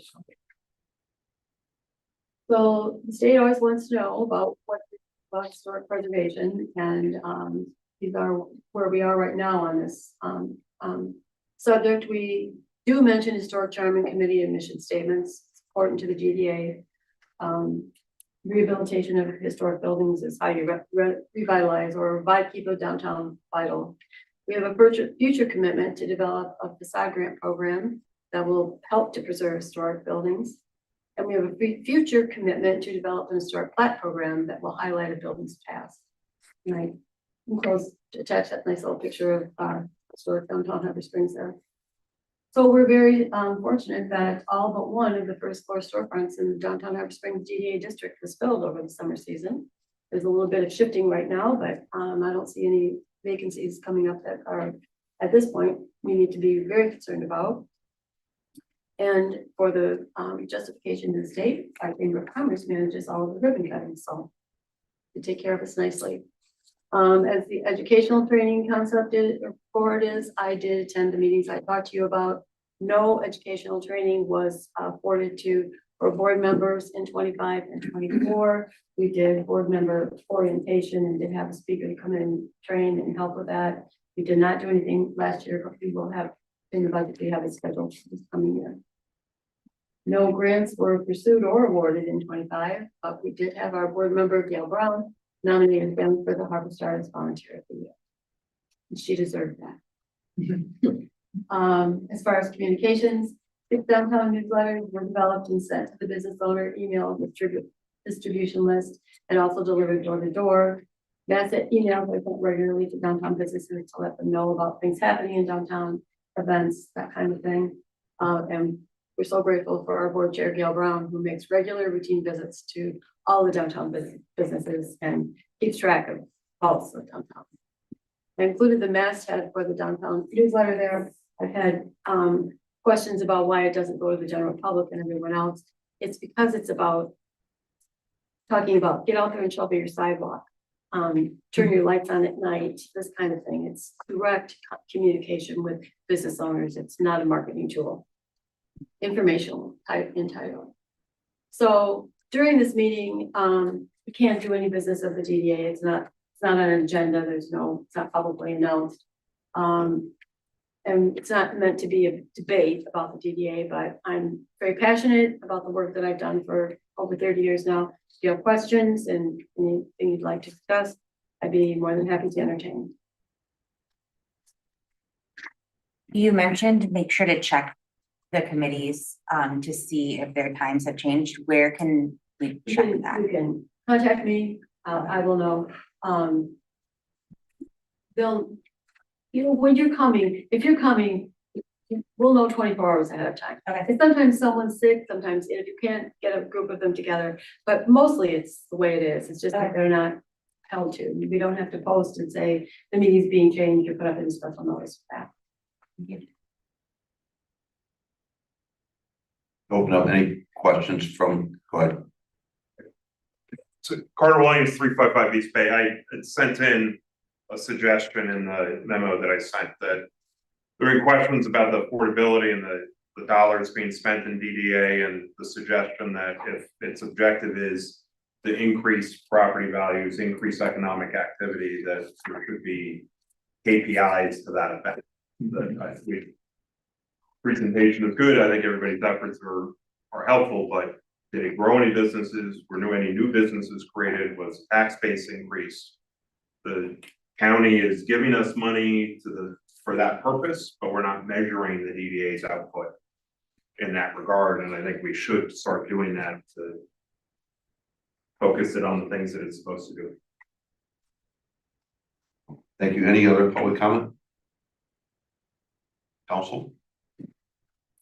Would it be possible for you to bring this to council like with the beginning of the budget instead of waiting till the last?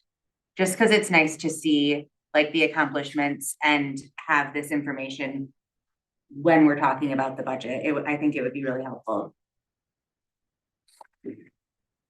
Yes, but you know what? I think 4/12 this year is me coming to you with a budget and talking to you about the budget. And then it can be a discussion item that can have back and forth with it. It's not just a presentation that's bound by these legal. Yeah. And I would be, if invited, if that was something the council would like to do, I'd be more than happy to do that. That would be helpful. It would be very helpful, I think. Typically, if I'm invited, I'll be there, okay? I don't barge in. Did I understand this report that you're supposed to do twice a year? Yes, and I did Okay. it publicly twice. It was posted. When was the other time? The other time was at the DDA meeting last week. So Okay, some so, people have heard it twice now. yeah. Okay, I understand. Thank you. I just wasn't clear before. That's fine. It's an effort from the state to have DDAs around the state Sure. be transparent and make sure that they're getting the word out to us. Right. Lansing is taking note. Got it. Any other questions for Becky? Thank you. Thank you, Becky. Thank you very much, Becky. Oops, hold on, Ms. Alfield.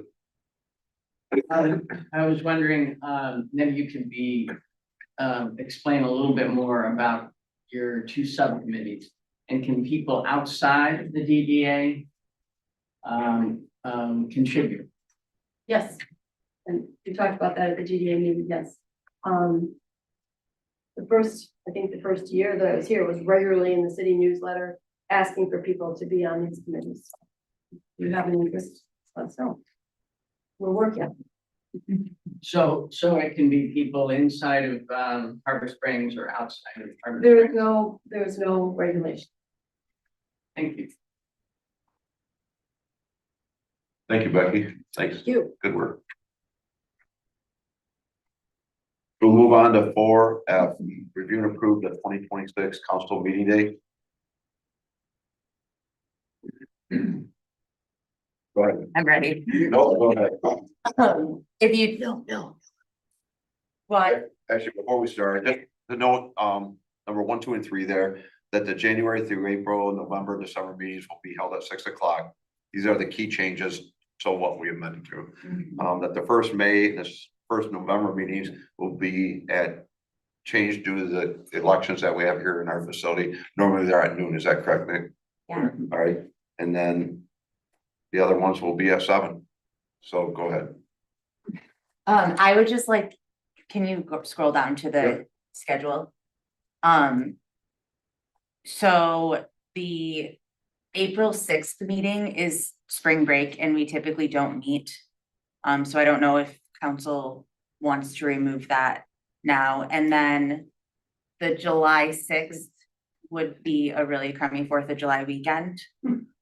For us, if we're working on council the entire weekend, and then also Labor Day is September 7th. So those are 3 that we don't usually. We can remove all 3 of those. Okay, I planned vacation on April 6th just because it was. spring break. It's like, Yeah, we usually don't meet the first April, July. Yeah. What about January. June 1? Have Do we we been Yeah. doing that? Yes. Yeah. Oh, okay. I was trying. So take away July 6th, September 7th. And April 6th. April 6th. We'll remove those. Got it. And then I don't know if we can do this, but there are 5 Mondays in November, and I don't know if we can schedule a meeting on November 30th and then have the budget public hearing be on December 7th and the last meeting of the year be on the 14th, so that we don't have to meet the week of Christmas. I don't know if we're allowed to do that. We can start earlier, can't we, on the budget, Nick? I think there are. You, I think sorry. there are a couple dates, maybe, don't quote me, but I think there are a couple dates within the charter But I think I read that, but I'm not sure. that what they are. specify, but I don't know that right off the top of my. That makes sense to me. Yeah. Not to drag it into Christmas if we can get away with it.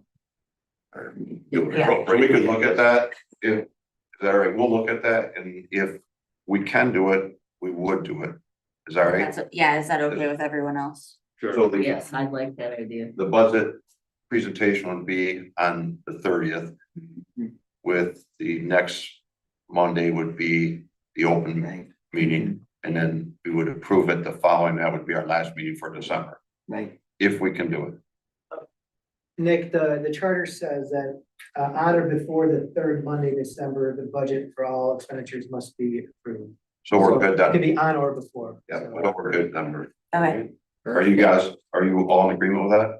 I like Sure. that idea. Yes, I'd like to do that.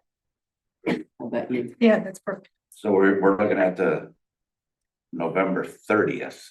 Is that what you're saying? Yeah, We'll have a meeting that November 30th. That'll be a 6 o'clock meeting to present the budget and whatever yeah, items that are on that agenda. And the same. the 7th and then the 14th and The 7th will be the public hearing and the 14th will be done. Yep. the longest vacation of our life. If we eliminate March, or April 6th, we go from March 16th to April 20th. And then if we eliminate the 4th of July, the July 6th, we go from June 15th to July 20th. So we're over a month and we're not catching the auditing of the bills, but they have to pay them anyway. And I'm just wondering if we don't want to choose a Tuesday instead of a Monday for the 4th, or move a few dates around so that we're not in such a long gap between meetings. I think we do this every year typically, so I'm okay with how it is. I mean, we can always call a special meeting. The one thing that references the spring break one, that depend on what the recruiting firm does. Right. Well, also, we might have to have a special meeting I anticipate some special meetings in there Yes. for interviews or whatever we need. So we can always throw something, as long as we get posted in time, we could always throw something around that date. That doesn't Yeah. take care of the July 4th date, but it would, I anticipate more meetings. I could foresee it happening. Yes, I agree. I agree. I But I, should vote, Kyle. I think scheduling it as a public meeting, yeah, I mean, as a special meeting, if we, But we can also, as long as we post it, we can throw Yes. other agenda items in there. We'll get it out in advance. I do have some thoughts, Wendy, on that. As far as bills, they gotta be paid regardless of whether they're having meetings or not. If council was amenable to it, I would maybe call in on the 4th of July or anything like that. An hour, half hour, whatever it took to have the 2 bill reviews. Stop in and just go through everything and make sure I's are dotted and T's are crossed. And that would alleviate that issue. I don't have any problem with that. I like that idea better than Having a being meeting. held to a meeting. I'm thinking like 8 o'clock in the morning. What do you guys think? No. And You guys have. I think you should take it so that Nick has to. Done 2 days prior, whatever I can run to. Do you need a motion to approve? The amended, Yeah. So are we just approving the council and then everything else will be approved by the committees? by their own commissions. Okay. Yep. So the council, so just to reaffirm that we will eliminate the April 6th meeting. We will eliminate the Monday, July 6th meeting, and we'll eliminate the Monday, September 7th meeting. That's correct. Yeah. So that's just for your meetings. Yes. So the only other thing is there are 1, 2, 3, 4, 5 dates, from June to October where the Harbor Commission meets at 4 and the Zoning Board of Appeals, if they have a meeting, meet at 5:30. So That's- the Harbor Commission meetings have to be over with in an hour and a half. That's I think they're happened. Usually quick. It usually, it's happened in the past, but I attend them, and they know they have to be, and actually one of the last Harbor Commission meetings we had, they had to wait out in the hall a little bit, but that was the only one that I've ever seen run over a little bit, so you are correct, that does happen. And But I do think that that's up to those boards to decide right. if they want to. if they want to change their day or time. And I forgot to add that we will have a November 30th meeting, we'll add that to this schedule as well. Yeah, and eliminate the 21st meeting. Perfect. And then I would also like for potentially when each board confirms their meetings, maybe we remind them to look at their bylaws and make sure that those are up to date. I know that Parks changed the day of their meeting, so their bylaws might need to be updated. And there's maybe some other things that need to be updated in bylaws. So is everybody in agreement? I move that we approve the council agenda, the council meeting schedule. I'll second. We can do it by consensus, Mr. Mayor. Sure. Everybody in favor? Aye. Opposed? Motion carried. Thank you all. We'll get that, some of these other ones, they don't meet for a while, but we'll change the, correct, Victor, we'll change these first ones and get them posted for the councils. So next up is a review for the city manager. It just has the wrong, Your salary. Yeah, it just has the wrong title. It's the right memo. Okay. that's it, yeah. Okay, so I put together this proposal and it's difficult for me to add for a wage for myself. Denise and I talked a lot about it and I'd probably do it for nothing. She assured me that she wouldn't stay married to me. So, but all I can say is that I'm honored to do this job and I'll do it to the best of my ability. I don't have Victor's knowledge. I don't even have a tenth of it. But I'll give it 110%. I'll try to attend all the other boards and commissions to just stay involved with what's going on besides council meetings. And this is what I came up with. I'm open to anything. And I'll take any questions. Why do you think you're worth so little? You haven't seen me work. Tonight's the first night you've seen me work. I love being a police officer. This is, I enjoy this and I care about our community.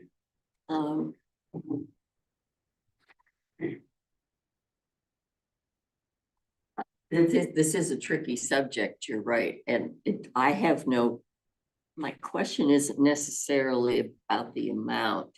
I guess I was debating in terms of the timing. And do we, because other city staff will be putting in extra time, I think, during this next few months. And do we want to establish a payment, some other kind of I have a thought arrangement? on that, and actually I talked to Commissioner Mulkey about this, that my feeling like, and I'm on a lot of boards downstate for the Chiefs Association, and they give out bonuses, and in the public sector, that's not necessarily, but I do feel that guy right over there is gonna help me immensely, and I feel like maybe when this is said and done, that we're still gonna be saving money, that if we give a bonus or some type of incentive at the end, and my feeling would be is I'm not gonna keep track per hour, like Nick this, Nick that, but as the end of it, I come to you with a proposal when you find another city manager, and at that time I say, okay, I think that Tina put in this much time with me, I think that she should get, or Patty, or who, I'm not excluding her, Jeff, that we look at that time, we're still gonna, even if we give some type of incentive or a bonus or whatever you call it, that we could pay those individuals for the time that they spent bailing me out. And and I think that would be beneficial. That's how I feel. That way it's sort of, because I know that I was in Nick's office today and I'm gonna be in there starting tomorrow when he leaves at noon. I'll be in there a lot. And unfortunately, I'm gonna be calling him. I told him today that I'm gonna be using my phone a friend, but I'm gonna save up to when I have 10 questions, and that's when I'm gonna call him. So, but that's my feeling on that. I know exactly what you're saying. That if that answers your question, I think And I that, mean, I guess I'm thinking in terms of none of us expects you to do all of this because there's a lot, obviously. And Nick's been through this kind of thing before. And so, but I think everybody, I'd like for the whole team to feel like they're involved and committed to making it be successful. and like I said, and I learned a little bit of this when I was down at my meeting the other day, there's of that table of 12 of us chiefs, over half of them have been interim city managers. So I asked a question, how much of you guys got paid? And it varies. And one of the actually was Kalamazoo Township chief, he did something very similar to this. Okay. So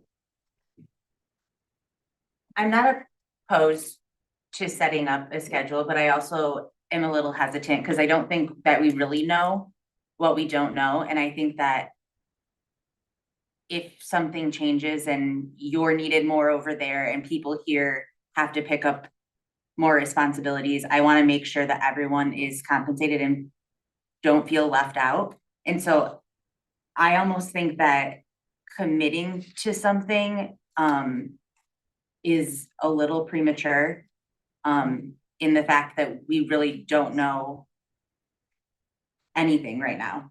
Yeah, and I get that, but it was like when you And I hire. know there should be money, Yeah. but. But when you hire I'll say, I Yeah. don't care who you hire, Mr. Graham hires a realtor, like there's a salary that person, he doesn't come in not knowing what the job's gonna be. And I don't know what the job's gonna be. I mean, spent 5 days with Victor, but I've been back there every council meeting, I think besides 2 since I've been here for the 8 years. So I know a little bit about it. But I understand what you're saying. I explained to Jamie, if I don't know what I don't know, I exactly what I told Denise. And if I knew what I knew, then I would probably put in for the position permanently. Because I do enjoy it, but I understand what Jamie's saying. Victor's compensation package, I think is around 180, isn't it? And so we're saving. Including benefits. You're including benefits. Yeah. Salary is 127. So that's what he's talking about, because Kyle, your current benefits probably takes you to 140, 150 with your benefits package, so. Yeah. So we're city's saving money there, so we don't have a problem spending it on our new people. I guess I'm okay with committing to the 2,450. If we can relook at it maybe in a month, just to confirm after you've had a month in this position that it's exactly what you want. It's what is best for the city. There's nobody else that should be getting compensated. I'm just really hesitant to that other people are gonna think it's unfair and not want to put as much effort in to helping when they aren't being compensated to do it, to go above and beyond. My consideration, I'm gonna meet with everybody starting Wednesday, and I'm gonna explain that to everybody. My only concern, I'll say this, I guess selfishly, is like, if I know that I'm gonna do it for a month and then you're gonna pull the rugs under my feet and I'm gonna make $1,000 and I'm gonna bust my butt for the next month and put 60 or 70 hours in a week, I'm not being mean, but somebody else can step in. And I understand that, but I just want to make sure, if something happens and you get pulled back over there, I'll be the first one to say, take my wages and. I find just want to somebody. make sure Yeah. that that's Because like Jamie taken brought into up earlier, like, consideration. let's say somebody gets hurt over there and I need to go back and work the road. And I still anticipate spending a lot of time over there. I'm just gonna. Years and years ago, I was asked to do a job that I was overwhelmed with when I became an administrative sergeant at Clinton County Sheriff's Office. The guy that I replaced had been there for 30 years at that, or not, he'd been there for 32 years, did the position 15 years. It was like, I thought I could work hard, and when I took that job, I was scared to death. And sort of like this, but I came in and I gave it 110%, and this is a job that led me to where I am today. And that's all I can say to all 5 of you in the community is that I'll give you 110%. I'll learn as I go, and we'll get through this. And I'm gonna bounce off Nick and everybody over there. And I'm the first one to, if they bust their butt and help me, I'm not greedy. That they can have my money, and I'm good with that. That's all. I'm not doing this for the money. Yeah. But I also have to go home tonight. And that lady because she, ironically enough, are both in the same boat. She's doing the software conversion at the schools. They have an interim superintendent, and she's working very hard. So it's actually very helpful because we're both working a lot of hours right now. So we're not seeing each other a whole lot, but that's all right. That's what 40 years of marriage will bring us. There's a comment. Yeah. I'll go with Margaret here just a second. Oh. Margaret, go ahead, and I think you can unmute yourself. Are you there, Margaret? Can you hear me? Yes. Can you hear you? Okay. So listening to this, and I totally agree with everybody participating, all hands on deck right now, which is definitely needed for the town at this time. I guess my only concern that I have,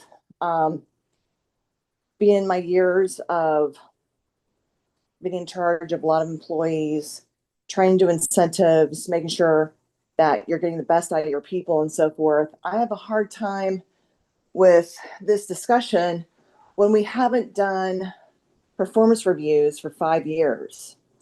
And especially transitioning to a new city manager and trying to look back to where we are, who our team is, how we're executing, and so forth. And then now we're talking about bonuses. And, you know, if you look at a bell curve, you have 10% of your people that are going to pull through and 10% of the people that, you know, need to have the extra attention. And you have people in the middle, and your people that are in the middle are your saviors because they show up every day and they're not necessarily your superstars and so forth, but they still execute. And I think we have a lot of those, but I'm having a hard time talking about doing bonuses on this without having a baseline of performance reviews for the last 5 years. And so going forward, as city council running and for the next city manager, I expect to see reviews. And so the next transition can see who our people are and what they've done specifically, because performance reviews are important not only for the transition, but also for the employee, because they get the time to reflect on what they've done throughout the year. And also everybody wants to continue to have improvement. And it's a motivation. It's not necessarily anything but motivation. And so from my understanding, I would like to make sure that we are executing that on a baseline before we start talking about throwing out bonuses on, or we have a review and when we are doing the bonuses going forward. All right, I appreciate that, and I know that me as a police chief, that I've had a review from Victor. We do an annual review, and that we do reviews across the street annually. And I believe, go ahead, Victor. Yeah, Maggie, we do annual reviews. I think since I've been here, we missed one annual review of our employees. So for the past 7 years, we've done annual reviews every year. My review was done last year, but those annual reviews are between the city manager and his employees. They're not for the council to review. It's between the city manager and his employees. So I think yeah, let me finish, Maggie. So I think the important part is for Chief Knight as a city manager, who is the one who communicates directly with the council, to communicate to council where he feels his employees are picking up the slack. I don't think it's a place for the council to go after the employees individually, determine who's doing what. That's for Chief Knight to bring back to as a city manager to the council. So yes, annual evaluations have been done every single year. Those performance reviews are in their employee files, and I don't think that's an issue here. So Kyle has access. Yeah, they'll have to access. that. Give them the key.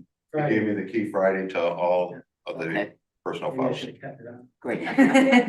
Okay, for some reason, I thought that we did not do the reviews, and I understand the city manager with the employees, but you know, we're moving in a transition. We're going to be out of the city manager, and Kyle does have access to the information. I guess, you know, we are still employing individuals. So I'm sorry for my misunderstanding, but I was told that we did not do reviews. I know. And so if I followed reviews, I could see that we have a template that evaluates employees every year. I know at the police department, we do annual reviews. It's the same template every year. Actually, we're accredited through a national organization called CALIA, which requires us to have them done by April 30th. So, and I know that Victor has evaluated me every year. Huh. I do understand what you're saying. I mean, as far as the future, we need to review the city manager. But I think each of us department heads are responsible for our own departments, and that's not public. I mean, no offense, but it's not public information what I say to our officers, and it would be the city manager to review all of his department heads, and then the department heads review their employees. That's how, and I will say, I was a city manager, that's what I would ask to be done. Well, I think that's, you know, I think that's fantastic that we do that. And I guess I would like to see what the template looks like because again, my understanding was that we did not have reviews and, so I apologize for that, but I guess I would like to see what that baseline is. And if we do have that, then and we can use that for bonuses, and I think that makes sense. Yeah, and the other thing reference to like bonuses or incentives is strictly would be, my impression would be, for me, when I'm the city manager and I'm done, and you have a city manager, at that time we meet, and I could compensate other ways, or we could compensate in overtime, for example, or stuff like that. But I think that keeping track of how much they're putting in and how much they've assisted me, because I'm also getting paid from being a police chief, and they're also getting paid, whether it's Nick being a clerk or Pat, Tina, their position, they're getting paid as well, but they're going above and beyond to make sure. And I'll say this, today I meet with Polly Hudson about once every month and a half, and we met for breakfast, and my feeling is we're all on the same team here, and our goal is what we want to win. And that's why I want to do this job, because I want to win. I mean, and I'm saying win, I want to survive as a city. And that's why I told Polly, we're on the same team. Obviously, we have different ideas of how we're going to play basketball or whatever it is. But ultimately, everybody in this room wants to win. And everybody here at City Hall wants us to succeed. And that's helping me, bail me out. Well, I don't want to belabor the point, and but Maggie, Maggie, where did you get this understanding from, that we don't do reviews? I think that's kind of because important. it's never been discussed, and my understanding is that so as long as we have a baseline template of what we're going to be doing, then I totally agree about having compensation for individuals that are going over and above, especially this transition time, because I think this is difficult it's even for us, the citizens that are watching this, it's difficult, so we are very supportive of whatever needs to happen to make sure this is successful, because we understand what is at stake. Two, Okay. I guess so is the city manager abreast to what these reviews are? I mean, Yes, that's the manager, the to put mayor. this to an end, sort of. But is the mayor knowledgeable about Margaret? that? Yeah, Maggie, to put this to an end, I give just this, the evaluations are done. And my evaluations for our police department are handed to Victor. He reviews them all. So it's a process that's been in place. Council reviews the city manager. And so I think that we're all good. I think we're clear that all the evaluations are done. And if you want to come and meet with me after tonight, we could discuss that a little bit more as far as my position as a city manager. I think I need to, because I was totally ill-informed, so I apologize about that. Okay, all right, thank you. Okay, Thanks. thanks, guys, for.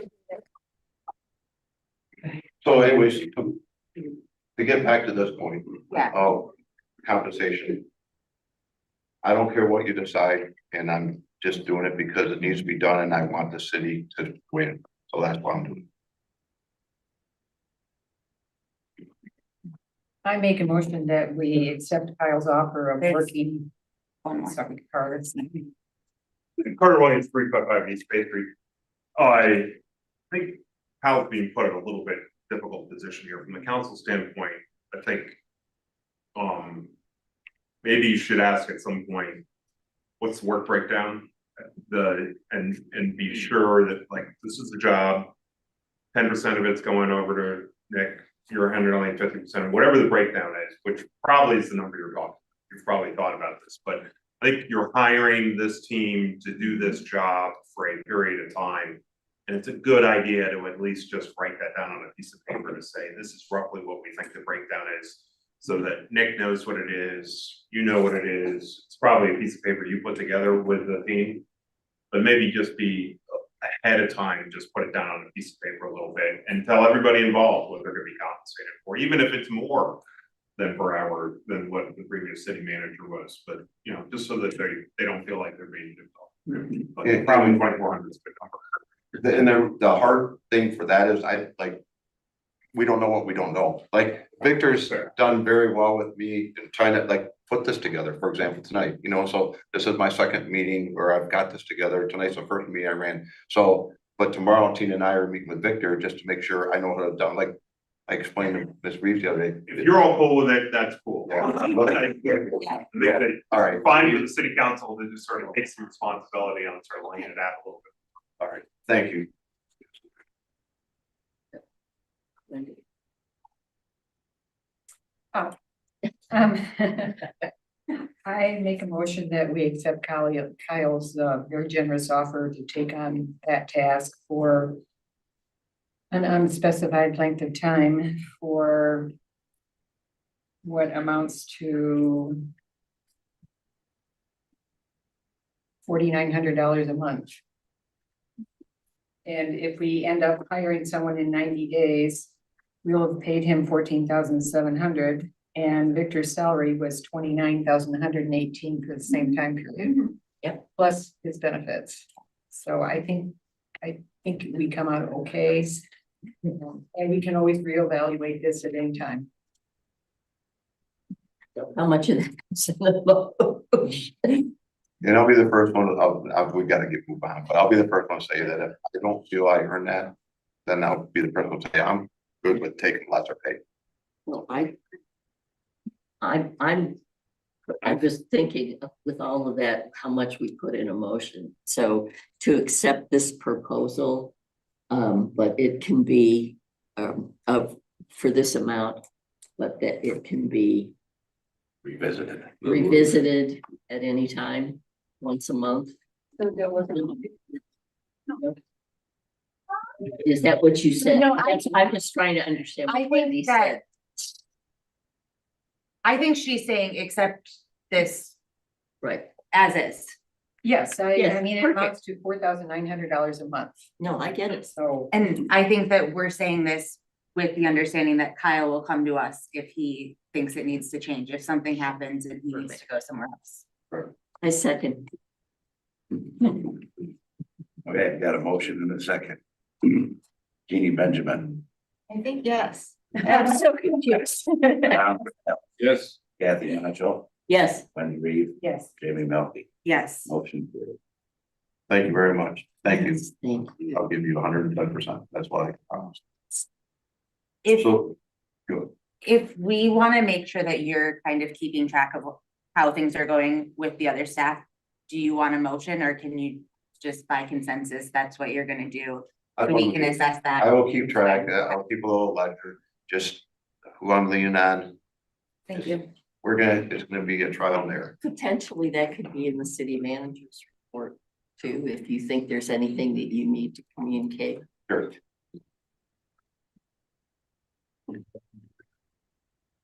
So before we go into closed session, I'd like to go into, if it's all right, we'll get city manager report.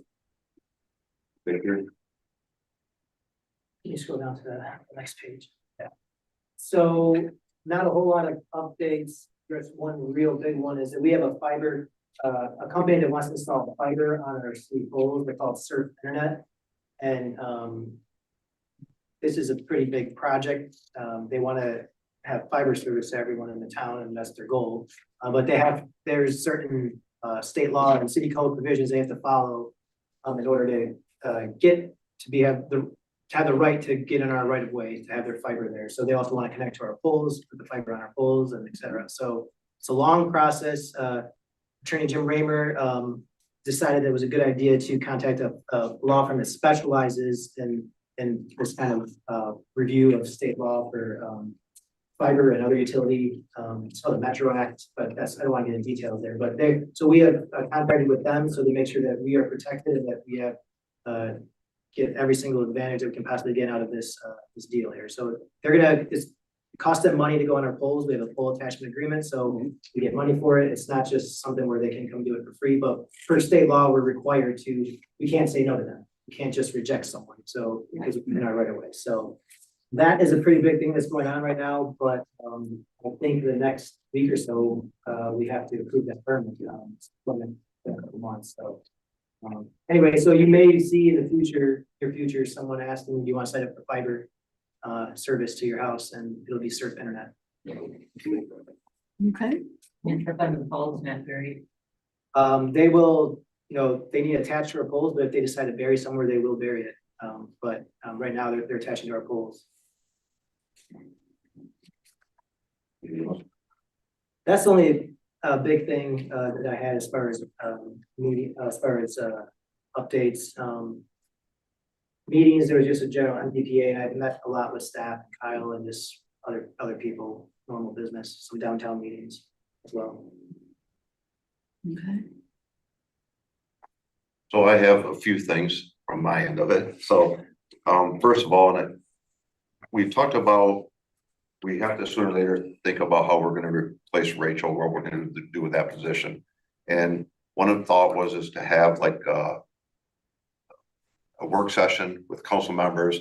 The other thought was to maybe use the personnel committee, which would be the mayor, one of the council members, and the clerk, myself, and Mr. Raymer, to try to get together to see how, because we have to look at my replacement, we have to look at Rachel's replacement, and maybe eventually to decide what Lucas is gonna do or what we're gonna do in an interim time for that. And I think those are important things. So maybe we don't discuss or decide tonight, but I think we need to have some dialogue about that. I would like to see it on a future agenda. Yes, On the agenda, Yeah. I will, okay, I think it should be. all right. And is the makeup, a part of it being the makeup of the personnel committee? Because if that's not defined. I don't think it's defined. I couldn't find it defined We looked anywhere. today, and we couldn't. Yeah. It's basically, there's been a personnel committee, Mhm. and in the past, it was actually, I believe, that it was referenced to Victor. So it was his contract, so it was a clerk, maybe the city attorney, the mayor, and a council person.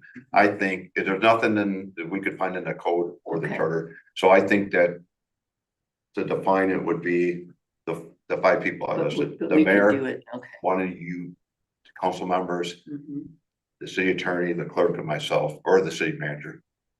So I will put that on probably the January 5th agenda. That we'll discuss it, and maybe at that time, put some thought into who you choose to be the other. We know us three. Yeah. Is that all right? Mhm. And then we'll move forward. Is everybody in agreement with that? Yeah. All right, Excuse me, Cal, would that be an open meeting for the public to attend? that January 5th meeting will be, the personnel committee will not be. Because it's not, we don't have a quorum, it's basically, we'd make a recommendation, so any decision that we would make would be to council, and then it would be a public meeting. Because we're talking about personnel. So does that make sense? Yes and no, I mean, like, just I worry about the parks position, like if there was discussion about.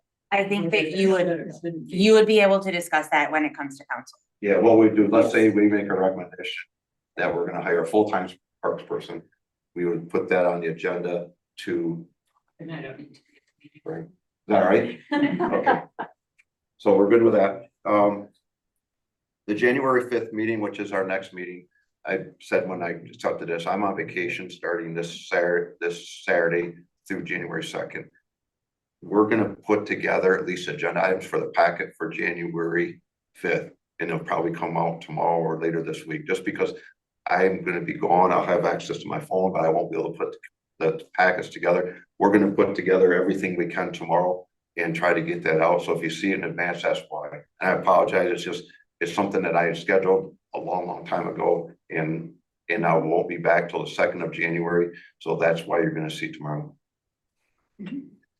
Jamie, I just wanted to point out that on the agenda for today, it says the next meeting is at 7 p.m. and it will be. But it's at 6 o'clock. That's actually my next thing. So is that, just remember, January 6th meeting or January 5th meeting will be at 6 o'clock. And that will change. I think there's an issue, because when council first, at the December 1st meeting, decided to hold a public hearing for the zoning code, that time we thought the meetings would be at 7 p.m. So when I noticed the hearing for the zoning code, it was at 7 p.m. So what you could, if there's multiple agenda items. Here's what you we start the do. meeting at We'll 6. start at 6 and we'll do the public hearing for the zoning code at 7. We won't start, is everybody Yeah, agree? good idea. That way we get some of that stuff done ahead of time. I'll make sure when we put that packet together around, we might have a break waiting for it, hopefully, but we'll be there. All right. Everybody in agreement? All right, here. Two more things. Judd Hill.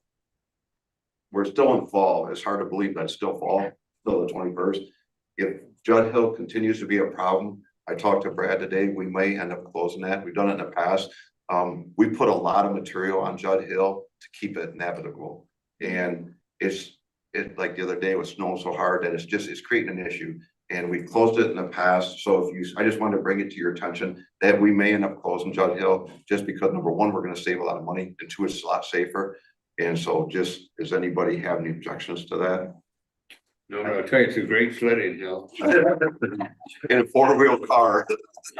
Kid, they used to close it and you go right down the sidewalk on Third Street, north side of Third Street. All right, well, maybe if we close it, that would, I can't advocate that. But, so that, you might see that in the future if it continues. We're gonna warm up here a couple days, but it's supposed to be right back. And then the last thing, this is from the police chief. You approved the budget, and I know that we are a lot of the budget, our police department's a ton of the budget. I was almost gonna say this the last meeting. I know everybody will say a police department of our city of our size, have a full-time department, is it really worth it?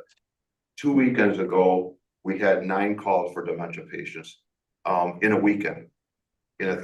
Officer Hoff was working tonight, dealt with 9 calls for dementia patients within our city limits. If we don't respond to those calls, yeah, the county might take them, but those people could end up, the one that I actually responded to on Sunday morning with him is at 5:30, she's walking down her driveway and heading to the school, and it's like 15 degrees. And so that's one of the reasons why I feel like I greatly appreciate a lot of things happen behind the scenes that nobody knows about. And they say, well, why does Harbor Springs have a full-time police department? And then this morning, or no, excuse me, last night, I was at the office working, and we went to back-to-back medical calls. 2 people fell.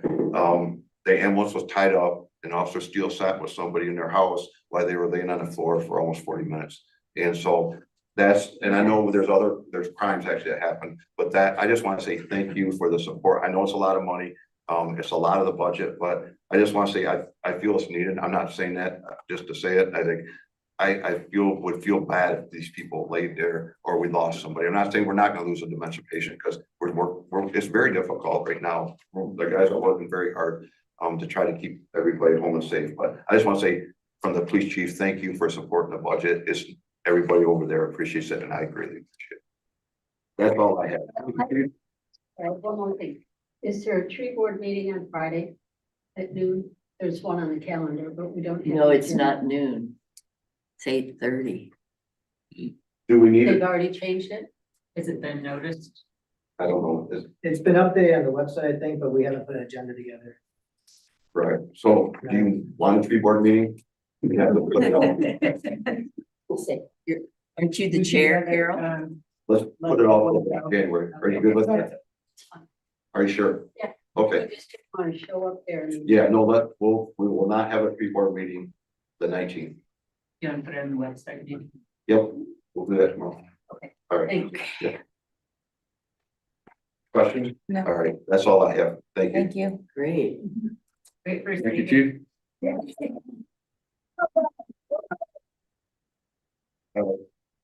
Well, I appreciate everybody's patience, and I'm sorry, and it's only 9:30. One more time. Yeah.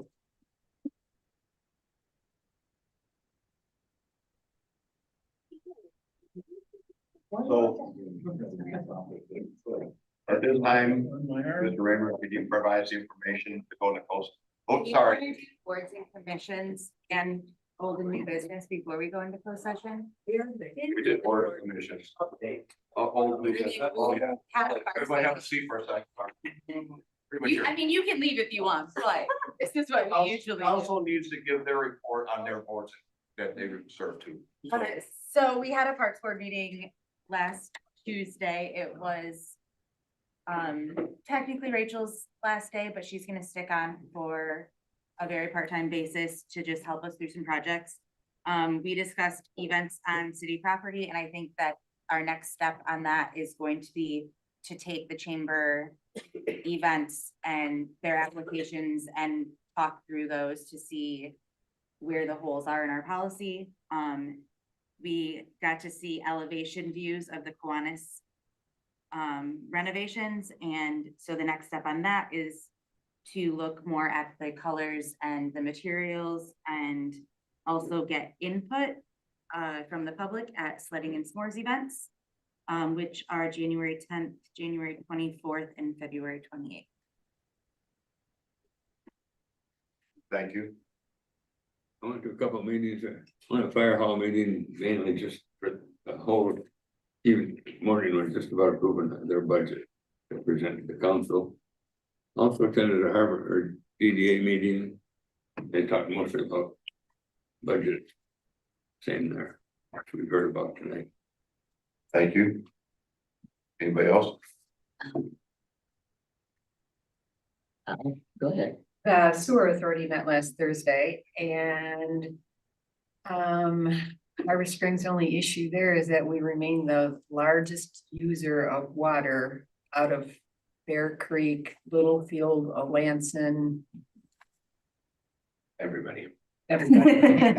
I'm trying to remember who else. Treating fresh water, but Right. yes, We pay.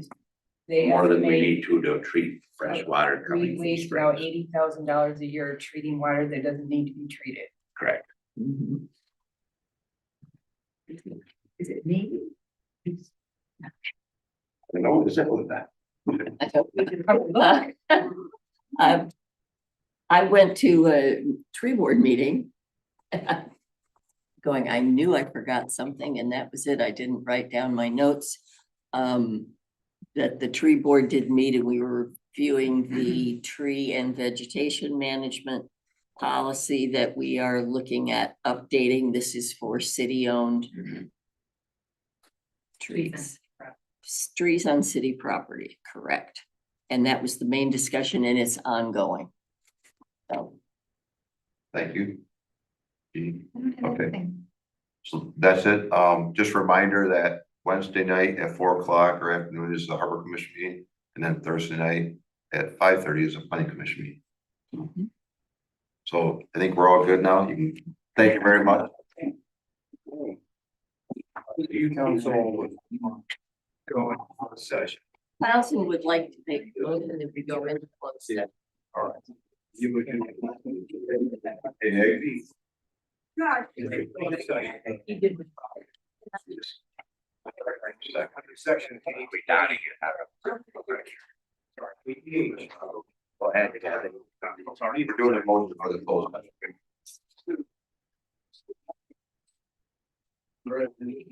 How you doing? Just, I move we go into closed session. Hey, can you hear that? Kathy moved and Jamie I seconded. fell under section 8, whatever. Go. Yeah. The store has. 9:31.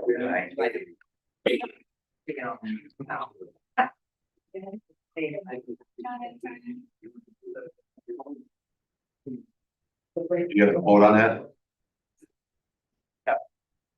Tom Graham. Yeah. Katie Benjamin. Yes. Wendy Reeve. Yes. Jamie Melky. Yes. Kathy Macho. Yes. Closed section at 9:31.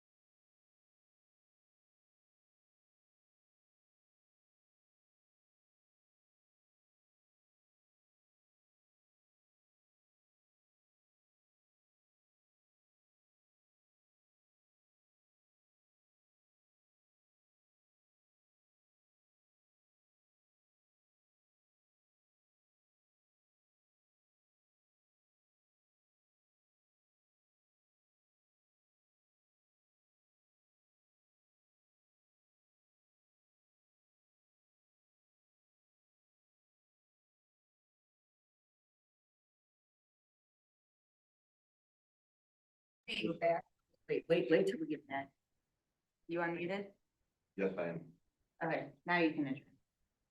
Thank you. I just wanted to make sure everybody knew if they're still Meeting is active. now adjourned. And for all five of you, call me, come over and see me, whatever, if you have any questions. All right, I will do my best to answer them. All right, and Victor, thank you. He roller. What's that? He's out. Oh, is he? Okay, I didn't know if he was still there. Are you done at noon tomorrow? That's correct. Do you know how to end the meeting? Yeah, I just. Pulled out of the computer. Yep.